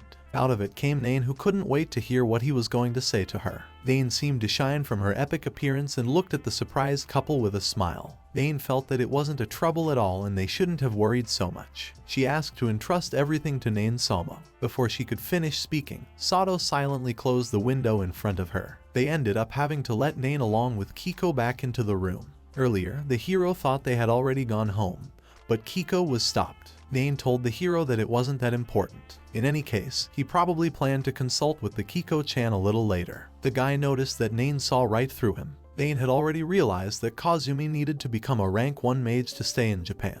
The girl winked at her and promised the surprised Kazumi to promote her to rank 1. Kazumi couldn't believe her ears. Besides, Kazumi wasn't sure if Nain was capable of doing that. Nain replied that she didn't have the authority to make such decisions, but she still had a voice. She recalled that Kazumi's grandfather's name was Shikishin Gensai. Nain thought it was very likely that he had intervened and withdrawn her promotion. Kazumi was shocked that he would go to such lengths, but it was very possible, and in that case, she could have reached the first rank long ago. The hero thought that it was just awful, because Kazumi's grandfather had purposely hindered her. Sato noticed the look on Kazumi's face as if she suspected something. Not only did he cancel her promotion behind her back, but he also tried to send his granddaughter to a place where strong monsters dwell. But her grandfather must be up to something. The hero asked Nain what she was intent on doing about it. Nain smilingly walked up to Kazumi and put her hands on her shoulders. Nain suggested that the girl should also join her in their group. The girl couldn't believe that they could actually do that. Nain replied that if she actively worked for them, it would be easier for her to reach the first rank. She assumed that such a decision would please even the Gensai. After all, they were quite strong. They would be happy to have such a talent in their group, and a connection with the Shikishin family wouldn't hurt them either. Nain thought it was a favorable offer for both sides. Kazumi didn't know what to answer and was worried that her grandfather wouldn't allow it. Nain grabbed the girl's face and asked her to tell her straight, because Kazumi would surely want to reach the first rank. The surprised Kazumi looked into the determined demonic eyes of Nain, who was waiting for her answer. Nain asked Kazumi what she was going to do in that case. Sato shielded Kazumi from Nain's hands and the girl stepped aside. Eventually Kazumi thought it over and accepted the offer from Nain. Nain smirked and clapped the girl on the shoulder. She welcomed her to her group and promised to personally talk to her family about it. Kazumi bowed to her and thanked her for her help. The hero wasn't sure if they should have made those decisions so easily, but that was the Nain of it. Nain bid them farewell until their next meeting and waved them off. She said goodbye, that it was quite nice to do something nice for people, and offered Kiko a drink on the way home. Kazumi said goodbye to Sato and replied that it was time for her to go home too. Sato smiled and decided to walk her home. Kazumi was happy to hear that and thanked him for his help. On the way to her house, the hero said that they had probably already found a solution. Kazumi agreed with him and admitted that she never thought something like this could happen. She was glad that she had visited Sato's house and assumed that now she wouldn't have to give up on her dream. Thinking about it, a red blush appeared on Kazumi's cheeks. Sato noticed that she was glowing with happiness and her voice became different. This girl was quite close to him. He confessed to her that he felt relieved now. Sato smiled and thought it was good that she didn't leave. Kazumi was surprised to hear him say that. Her face turned red. She bowed to Sato and thanked him for today. Kazumi was going to see him later, but the hero didn't understand what was the matter since they hadn't reached her house yet. Before he could say anything, Kazumi ran away rather quickly. Kazumi was so excited that she thought she was going to faint. Her mind was clouded and her cheeks were burning with fire. 2 days had passed since their conversation. Sato received a document from the association confirming that he had officially joined the group. It also had Kazumi's name on it, so he thought the conversation had gone smoothly. Kazumi sadly lowered her eyes and admitted to Sato that she was in big trouble. Her grandfather was, of course, against it until the very end. It seems that there had been some kind of quarrel between Nain and her grandfather a long time ago. The hero found this hard to believe, and he didn't know how old Nain was. But apparently her parents trusted Nain, and in the end they both accepted it. Kazumi smiled at the hero and told him that she was looking forward to working with him. Sato smiled back and reciprocated her feelings. By the way, the hero thought that she could still take off the badge that Nain gave her, but the girl thought that everyone in their group wore them. Sato was angry at the little girl. The next day they all banded together and went on their first mission. At the time, the main characters didn't even realize what had happened. They didn't even know that an incredible monster was about to wake up somewhere in Japan. During his vacation, the hero noticed a black car approaching him. A man was sitting in the car and asked the guy to apologize. He wanted to make sure that the guy in front of him was a Sato Sasuk from the cat group. The man got out of the car and bowed to Sato. He told the guy that he had heard from Ms. Nain and politely asked him to get in the car. The hero confirmed his words and agreed to his request. When Sato looked into the car, he saw Kazumi in the car, who was apparently waiting for him and wished the guy a good evening. She suggested that he put his best efforts together for their first mission as part of the cat team. The group of exorcists called the cat team was led by Nain. The hero along with Kazumi joined the group and decided to take on a mission to exterminate demons as part of the cat team. After a while, their black car finally arrived at the location. The man bowed to the guys and asked them to follow that man's instructions. At this, he decided to deviate and walked back to the car. The hero turned in his direction and thought that they would have to walk home. Kazumi pointed at the man who was standing at the bus stop and suggested that Sato talk to him. When Sato saw their target, he thought it was too strange. It was a strange little girl wearing a black mask that wished them a good evening. She was wearing a long black dress and long white hair. The little girl approached the heroes and introduced herself as Elise. She was just turning 12 this year and was a member of the cat team. The girl crouched down on her knees and bowed, saying that it was a pleasure to meet them. Sato couldn't believe his ears and was shocked that this girl was only 12. Sato recalled that the cat group's team should only consist of outstanding mages. Kazumi assumed that this kid was also famous. Elisabetta von Zeckendorf was a genius who became the youngest mage in history. By the way, a special mage, it was a powerful mage, of which there were only 40 in the world. All the magicians who earned this title performed great feats that left their names in history. The girl was embarrassed and shook her hands, for she did not think she was a genius at all. The hero couldn't believe that she was actually working as a mage at such a young age. This setting seemed rather unusual to him. For some reason, it seemed to the hero that there was something wrong with this child. Although she was a member of the team, she didn't even have a weapon.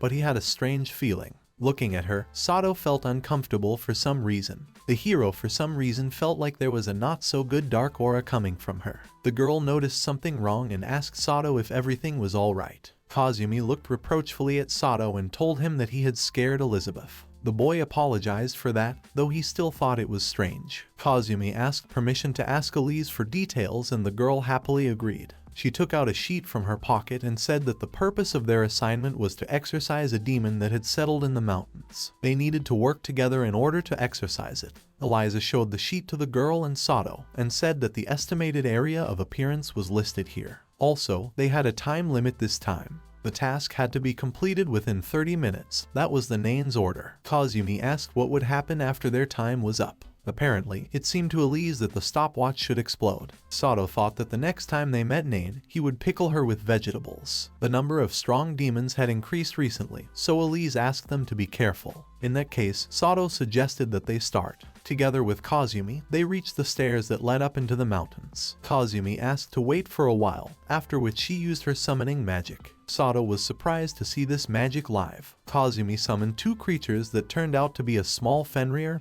and a snake. The snake wrapped its hand around the girl's arm and hissed to her that it had been a long time since they had seen each other. She looked questioningly at Sato, asking him who he was. The creature became angry when Sato didn't answer his question and ordered him to answer faster. Kazumi exclaimed Arola that she was too rude to Sato. Kazumi stroked the snake's head and affectionately told it that Sato was not a bad person, so she should have greeted him properly. Kazumi introduced her snake named Errol to the hero. She had excellent support skills and was helpful to her in many ways. Errol said hello to Sato and the guy said he was glad to meet them. Kazumi picked up a small Fenrir and introduced it to Genie. Jin was mainly in charge of the front-line combat. The genie was actually much bigger, but due to its high need for magic power, outside of battle it took this appearance. Jin said hello to the guy and said that he was glad to meet him. Snake was also glad to meet him and called Sato an old man. Sato did not take her hint, but the Kazumi apologized to him. She told him that Errol had only recently been born. Sato looked around and felt the musty air. It was as if the magic power was becoming more and more concentrated. Sato realized that the demons were close and they should have concentrated.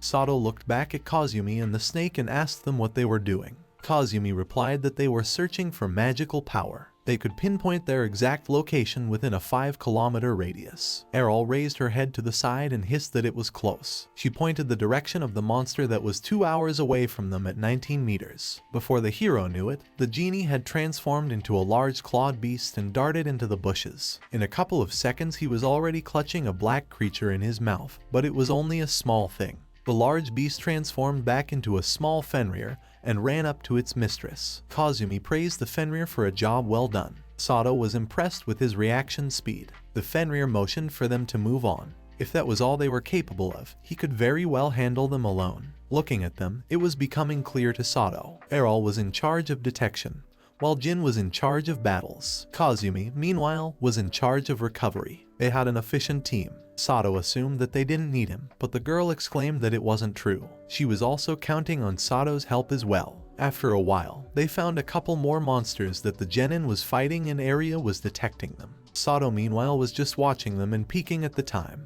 The genin dealt with the last of the demons that resembled a huge black spider. In the end, they instantly destroyed as many as 30 monsters. The girl asked the snake about the rest of the monsters, and the Errol replied that there were still 5 left. Sato warned that they still had more than 15 minutes. Frankly, Sato was disappointed by this and Kazumi agreed with him. It looked like Nain wouldn't be coming to them this time. Kazumi thought that she must be very busy. After all, Nain was one of the 6 heavenly gates. Sato thought about the heavenly gates. He assumed that was the name of the heavenly magicians and Kazumi confirmed his guess. There were a total of 6 mages under different names: Immortal Cat, Chestnut Doll, Mad World, Mountain Prison, and Heavy Rock. As far as Sato knew, there were only 5 of them, though they were called the 6. One was conspicuously missing from their list. If the hero remembered correctly, Nain was only ranked 6th in the rankings. In that case, he was curious to know who ranked first. Kazumi sadly replied that this person had passed away last year. Sato thought that person was sick, but Kazumi replied that she was killed by someone.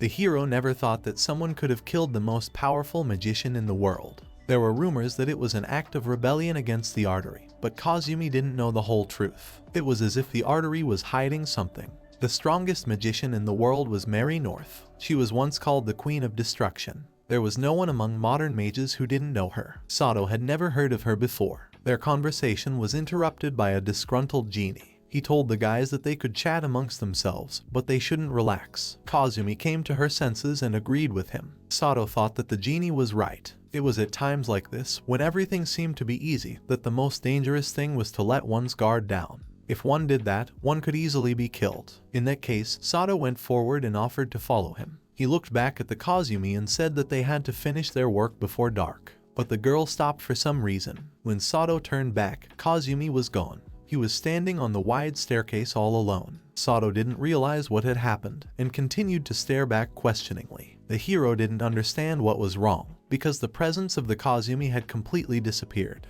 At that moment, a black puddle formed from a thicket nearby, from which an arrow appeared. The arrow was about to hit Sato's head, but the guy managed to grab it right in front of his eyes. The hero looked around and this time saw many swords flying towards him. Sato couldn't understand where they could have come from. He had no choice but to dodge the sudden and fast attacks from the shadows. Sato jumped back, dodging multiple sharp blades. A couple of the blades slammed into the ground, while others continued to fly towards him. The hero extended his fist and struck the blades with such force that the swords shattered into splinters. Sato tried to realize what had happened and who was attacking him. He still couldn't understand what had happened to the Kazumi. In an instant, her presence disappeared and the hero speculated that he might have been isolated in some space. Most likely the culprit was someone who was right now suddenly attacking him. The guy sensed an enemy nearby and turned sharply to the side. A large black puddle formed along the left side, from which a cannon was formed. The cannon from the shadow fired a huge projectile that was already approaching Sato at speed. Sato hit the huge projectile with his fist and stopped it. Sato revealed the enemy's technique that was based on shadow. He realized that his affairs were bad, because when the sun set, the attack area would become too wide and he wouldn't be able to deal with it.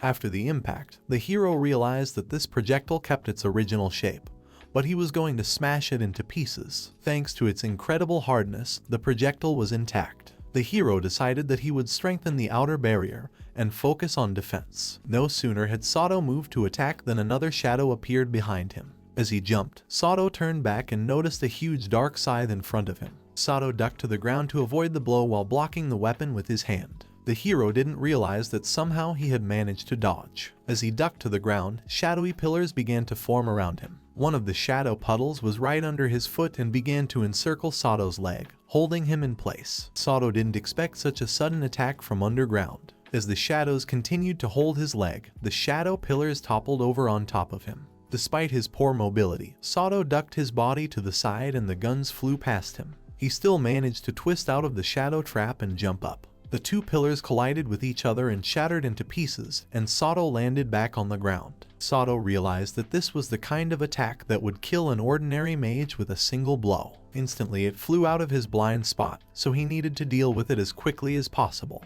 The shadows of the trees that were nearby began to move towards Sato. The guy turned around and saw a cloud of moving shadows behind him that began to envelop his entire body. The shadows thickened to the point where they left no gap and drove Sato into a black dome. In the blink of an eye, they surrounded their enemy and the hero realized that this was very bad. Sato had to put all his efforts and use the maximum power of his protective barrier. With it, he was able to stop the shadow arrows that suddenly flew out of the darkness. Sato's barrier gradually began to crack, and the hero realized that it would soon break. Looking at the strange dark creature deep in the forest, the hero realized that he shouldn't have been stingy right now. He assumed that this was the time when he should have used his trump card. Sato changed his fighting stance and hand position right as the arrows kept coming at him. A light dark aura began to form around the guy, enveloping his entire body. The aura began to destroy the arrowheads, and then spread out to a decent radius of effect. After a few seconds, all of the enemy's arrows were destroyed and crumbled into small pieces. The guy thought that the arrowhead that touched the black aura was like sand.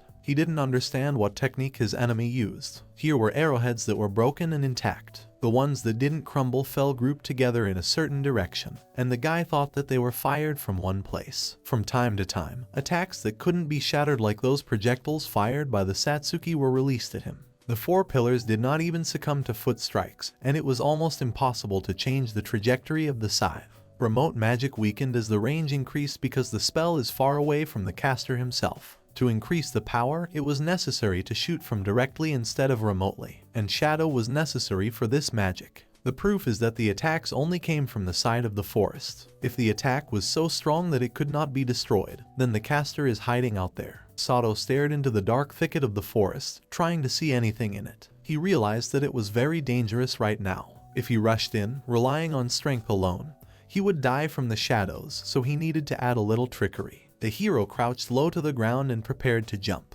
Gathering all his strength in one point, Sato pushed himself off the ground and dashed like a meteor into the thickest part of the forest. Along the way, he ignored all the shadows that began to transform into different weapons. Some of them turned into spears and were about to stab the guy from the back. Sato kept moving forward at such a speed that he barely touched the ground. Meanwhile, his opponent thought about the fact that those spears were capable of slaying even dragons, and at that distance, Sato wouldn't have time to do anything. The enemy had no doubt that this was the end and watched as his weapons began to pierce through the guy's body. But Sato was moving so fast that the spears missed, eventually piercing his not real body. At this point, the opponent realized that Sato was imitating the Nain technique created by the residual images due to high-speed movement. The spears continued to chase the guy, but missed and stuck into the ground. Sato looked back and noticed something strange. The long spear that came from the left was accelerated. The hero realized the true way of fighting the enemy, who decided to take not by numbers. Almost all attacks were used as bait,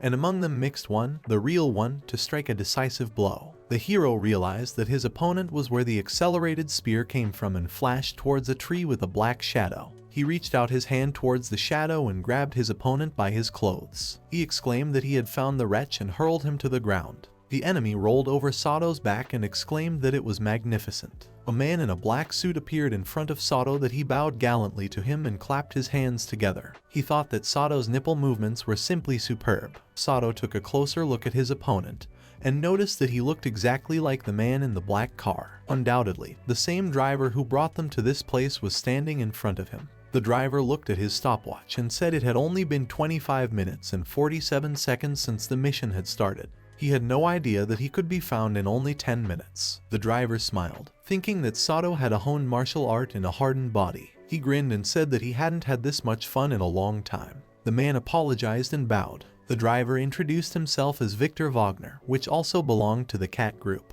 He asked to be called just Victor. Sato didn't realize who this elderly gentleman was. He had previously mistaken him for an enemy, but the Victor explained everything to him. The fact was that he had received orders from Nain to test Sato's strength and apologized for his rudeness. Victor showed the cat group badge as well as his mage license. After carefully reading the document, Sato could indeed see that Victor belonged to the Japanese branch of the Arteria. This person was a mage of a special rank. The hero realized that it was all the machinations of Nain and didn't understand what she was trying to check in him. However, this old man turned out to be the strongest person Sato had ever met on Earth. Frankly, Victor was an opponent he would not want to face again. He decided to believe him and handed the man back his ID. Victor bowed and said he was honored to deal with Sato Sasuk, who also happened to be a kind man. Sato said that wasn't true at all. If he was forced to use space intervention again, it would only cause unnecessary problems. The hero wanted to know where the Kazumi were and Victor immediately waved his hand in the direction. A shadow opened up not far from them and out of it came Kazumi and Elise. Kazumi seemed frightened and at the sight of Sato called out to him. Sato approached them and made sure that they, along with Elise, were in the shadows. He wanted to know if they were injured, but the Kazumi replied that they were fine. Though despite that she was a little scared, Sato assumed that this shadow magic could hide not only weapons but also people. It was quite a problematic technique for him. Victor clapped his hands and suggested that in that case, he should head back. Kazumi called out to Victor and asked him to wait for a while. She said that there were still demons in the mountains and her summoned spirit would find their location, so they needed to go there to defeat them. Victor beckoned Elise to follow him and suggested that they start cleaning up in that case. Kazumi extended her hand with the snake and suggested that Errol begin searching for the demons. The snake raised its head and sensed that something was wrong. It warned Kazumi that the spirit veins were getting out of control. Kazumi was horrified when she heard this. Everyone else was also surprised at this unexpected turn of events. Sato didn't realize how dangerous it was, and Victor replied that it was bad. Spirit veins are one of the factors that give rise to demons, and if they got out of control, then their affairs were bad. Sato asked Victor what would happen in that case. The snake warned the guys that they were coming and the group prepared for battle. Victor continued to stand still even as a whole pack of demons that resembled dragons appeared over their heads. This was exactly the outcome Victor had been waiting for. The demons suddenly appeared in great numbers, and now Sato realized how hybrid demons were born. Elise would be horrified and pointing to the sky exclaimed that there were an awful lot of them. Kazumi asked Elise to calm down a bit. Victor asked Kazumi to step back and took a couple steps forward. Without even looking at Elise, he turned to her and asked if she could handle them alone. Elise looked at Victor in surprise. Sato and Kazumi couldn't believe that Victor was so confident in her, but Elise replied to Victor that it was absolutely impossible. Victor didn't take her answer seriously and thought she could do it. Elise nodded her head sideways and shouted that it was absolutely impossible. Victor corrected his black mask over his eyes and told her to attack, for her magic was more appropriate in this situation.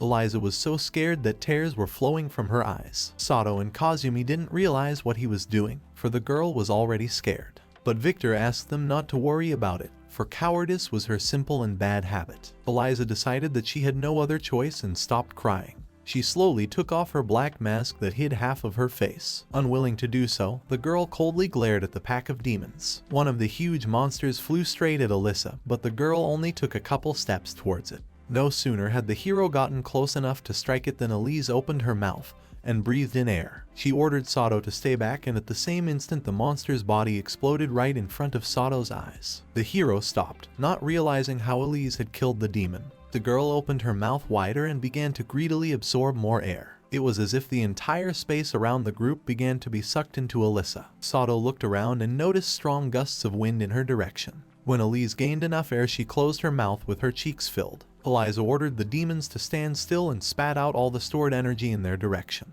A blinding, powerful pillar of light flew out of Elise and flew into the pack of monsters. A huge pillar of light engulfed all the creatures in the area, after which they began to explode one by one. Sato and Kazumi looked in shock at Elise, who easily destroyed an entire horde in an instant. When Elise was done with her attack, she put her black mask back on and became herself. The girl gave a sigh of relief and Victor clapped his hands. He thought it was excellent and she could probably do it if she tried. Kazumi and Sato still couldn't believe their eyes and only looked at Elise in puzzlement. Right before their eyes there was a total annihilation of all the demons that were here. Elise raised her fist up and exclaimed that she had done her best. Victor said that now they could finally go home and asked for permission to walk the guys to the car. As far as the hero realized, Elise absorbed a huge amount of magical energy hovering in the air around and released it in one fell swoop.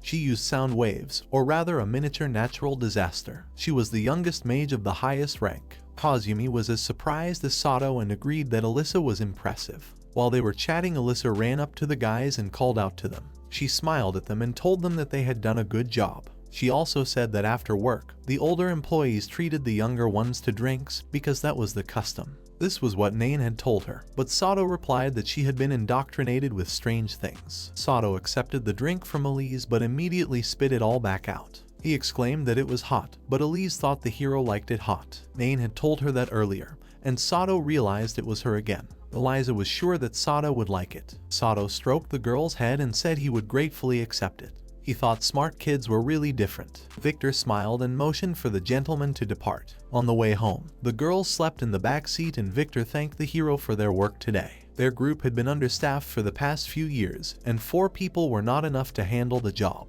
So even if it was a temporary joining, people like Mr. Sato and Mrs. Kazumi were very encouraging to them. Sato wanted to talk to Victor about Elise. Victor for some reason immediately thought that the hero had a crush on her and asked the guy about it. But Sato ignored his question and said that the girl was cursed. Victor was impressed that the hero noticed this, but it was impossible for Sato to ignore such a thing. Victor suggested that Mr. Sato was just like her. Sato replied that he wasn't the type to have problems in life, but that he had to be careful with that. Victor understood and admitted that he was even jealous of him. He didn't quite understand what a curse was, but surely Sato-san was right. Elise was sick and usually controlled her symptoms with that mask, so she didn't have much trouble. However, once she took off her shackles, even her whisper would become a weapon superior to bullets. Of course, this was impossible to control. In fact, it was already pretty much restrained, and if she took it seriously, it wouldn't compare to what it was now. Sato thought that such a strong curse was a rarity. Becoming the youngest high mage had been helped by this very ability. However, the effects of a curse did not always bring light. Rather, it was called a curse precisely because it created calamity. Victor told Sato that she had been abandoned by her own parents about 6 years ago. After that, she was taken in by a Nain, who was a special rank at the time. Since then, she has been living with the group. Because of this, Victor was also shunned and feared in the past. Although they didn't have Agatsumi with them, the same thing happened to her. Mrs. Nain was the one who gave a place to those like them, the unloved and rejected. This was quite unexpected for Sato, because he thought that Nain was someone who ignored others and lived freely. But that was just the way it was, so she didn't reject anyone. Sato didn't even know what to say, for she didn't seem so kind. At least, she didn't have any sympathy for him. When Victor first met her in prison, that was when she tried to recruit him. He didn't even know what was the right thing to call her, but he couldn't express all his gratitude to her. If she did reach out and recruit Elise and others in this way, the hero did not understand why he was accepted into the group. and Sato did not understand why she looked into his eyes in a strange way while he was in prison. For some reason, she had a rather worried look on her face at that moment. Victor asked the hero to be a good comrade and understanding friend to Elise from now on. Sato didn't mind and promised Victor. They ended up driving the rest of the way in silence, and the girls slept like that for the rest of the trip. At a certain place in the comb area there was a branch of the cat group. Agatsuma picked up the receiver of a ringing phone. She answered the voice on the other end of the line that she understood everything and promised to pass it on. She told Nain that she had just received a message from Victor. He said that the assignment, including the test, had been successfully completed. Nain meanwhile was lying on the couch in Agatsumi's office. Victor was very complimentary of Sato-san, and it was the first time he had praised someone so highly since he had praised Nain. Agatsumi noticed that it didn't surprise Nain much, but it would be strange for Nain if it wasn't. Although Sato was an additional reason, but still one of the reasons why Nain crossed the ocean and came to Japan is different. As for their investigation, the search for the teacher had not yet yielded any results. Nain had no doubt about that and replied to Agatsumi that the man was not easy to find. The girl suggested that they should take their time. After all, that was why they had founded this group in the first place. Agatsumi asked Nain what she was reading, and the girl replied that it was a letter of assignment from Arteria. The Senate sent this letter to her directly, which greatly surprised Agatsumi. It was a letter from the highest decision-making body of the Arteria, which was sent directly to the highest-ranked mage. Agatsumi wanted to ask Nain about its contents, but the girl hesitated to answer. She scrutinized the cards in the letter and said that apparently a demon had appeared. At some place in France there was an observation tower, the headquarters of the Arteria. The headquarters was a large conference room of splendor. Nain yawned tiredly and wondered when the meeting would start. There was a demon exorcism group called Affection, a demon exorcism group called Sephiroth, and a similar group called Fujinu Muragi, another group called Big Star, and finally there was a cat group called Nain. Nain thought that here were members of the top Arteria community who had assembled an outstanding lineup. Mr. Kid was approached by a girl named Marion, and the man asked her about Desmond and Gensai. The girl apologized and replied that they had received notice of their presence, but they were still absent. Mr. Kid was angry that they couldn't do anything about Gensai. This man was from the Big Star group, but the leader of the Big Star asked the boy not to be mistaken, for it was not his duty to look after him. Mr. Kid ordered the old man to take back his words. At that moment Mrs. Sharia came up to them and asked them to stop, for conflict was strictly forbidden in this place. Marion apologized to her, but the Sharia suggested that they ignore it. It looked like further waiting was futile, so Marion motioned for them to begin. The host would be the well-known mage Marion, and if those present had any questions or needed help, they could let them know. Marion began with the topic of today's discussion called True Blood. It would be about the recent resurgence of ancient demons caused by an uncontrolled surge of spirit veins. Now all over the world, one by one powerful demons have been awakened. In Japan it was Yamada no Orochi Ioni, and in China it was the dragon. In Northern Europe it was the divine wolf, and in Greece the sea serpent. True Bloods were a common term for magical living beings that had established themselves as a separate kind of organism rather than hybrid demons. All of the demons that Marion had just mentioned and are legendary True Blood creatures. It was feared that their individual power could compare to mages of celestial rank. If left as it was, the extent of the damage would be immeasurable. Immediate action was demanded from the arterial government. Mrs. Sharia sighed heavily and said that they would have to comply with the old master's demands again. The Yamada no Orochi was entrusted to a group called Affection Sephiroth. The Sea Serpent and the Divine Wolf were given to a group called the Big Star, and the group of cats and all members of the Legion were entrusted to cooperate with the Momoyama family to destroy demons. Marion believed that the dragon seal had not been broken yet, so it would last for another 6 months. Colin-san was also currently researching True Blood, and next they should have moved on to explaining the strategy. Heaven rank class demons were like walking nuclear bombs. Such dangerous creatures were awakening all over the world. After the meeting, Nain decided that the first thing to do was to inform her group. Since she had traveled such a long way to France, she could buy some souvenirs. For Elise she would take sweets, and for Kitan and Victor she would take some antique trinkets. For Kazumi, Nain decided to get a pendant that would obviously suit her. She thought about what to get for Sato-kun. No sooner had she thought about it than she was spotted by a suspicious man in a tuxedo. Before she knew it, the man was right in front of her. It turned out to be a celestial mage of the second rank by the name of Desmond Jureth. He greeted Nain and said that it had been a long time since they had seen each other. Accompanying him was an upper-class mage in a maid's costume, Chrome Rosenberg. Nain thought he would not be coming anymore, for the meeting was long over. Desmond recognized that this was a real setback. In that case, Nain decided to say goodbye to him, but Desmond asked her to stop and told her that would not do. He grabbed the girl's hand, but she didn't realize what he was doing. Desmond thought that since they had met, it was a good opportunity to eat somewhere together. Nain snatched back her hand and apologized, but she didn't want to eat with an old man like that. Desmond replied that she was as cold as ever. It was as if she would never get used to him. Hearing that, Nain stopped halfway. Desmond smirked and suggested that Mary never taught her the rules of etiquette. Nain became furious and looked back at the man. Her eyes flashed with furious anger and with a readiness to throw herself into the attack now. Desmond smiled and asked her not to get angry, for she was immediately turned on when it came to Mary. The man said it was a pretty bad habit. Nain calmed down a bit, thinking carefully about her actions. She waved goodbye to them and said that she would miss her plane, so she was leaving them. The man suggested that his partner go to the assembly hall, for at least they should have shown themselves, or else their old men would lose face. Chrome understood and obeyed his order. Nain thought about the fact that this type was as disgusted with her as always. Nain wondered what he was up to, but there was no point in thinking about it now. It was time to return to Japan, and Nain boarded her plane. Their feline group was hunting the enemies in front of them, so Nain couldn't wait to see Sato's abilities. Only during the flight back did the girl remember that she had forgotten a souvenir for the hero.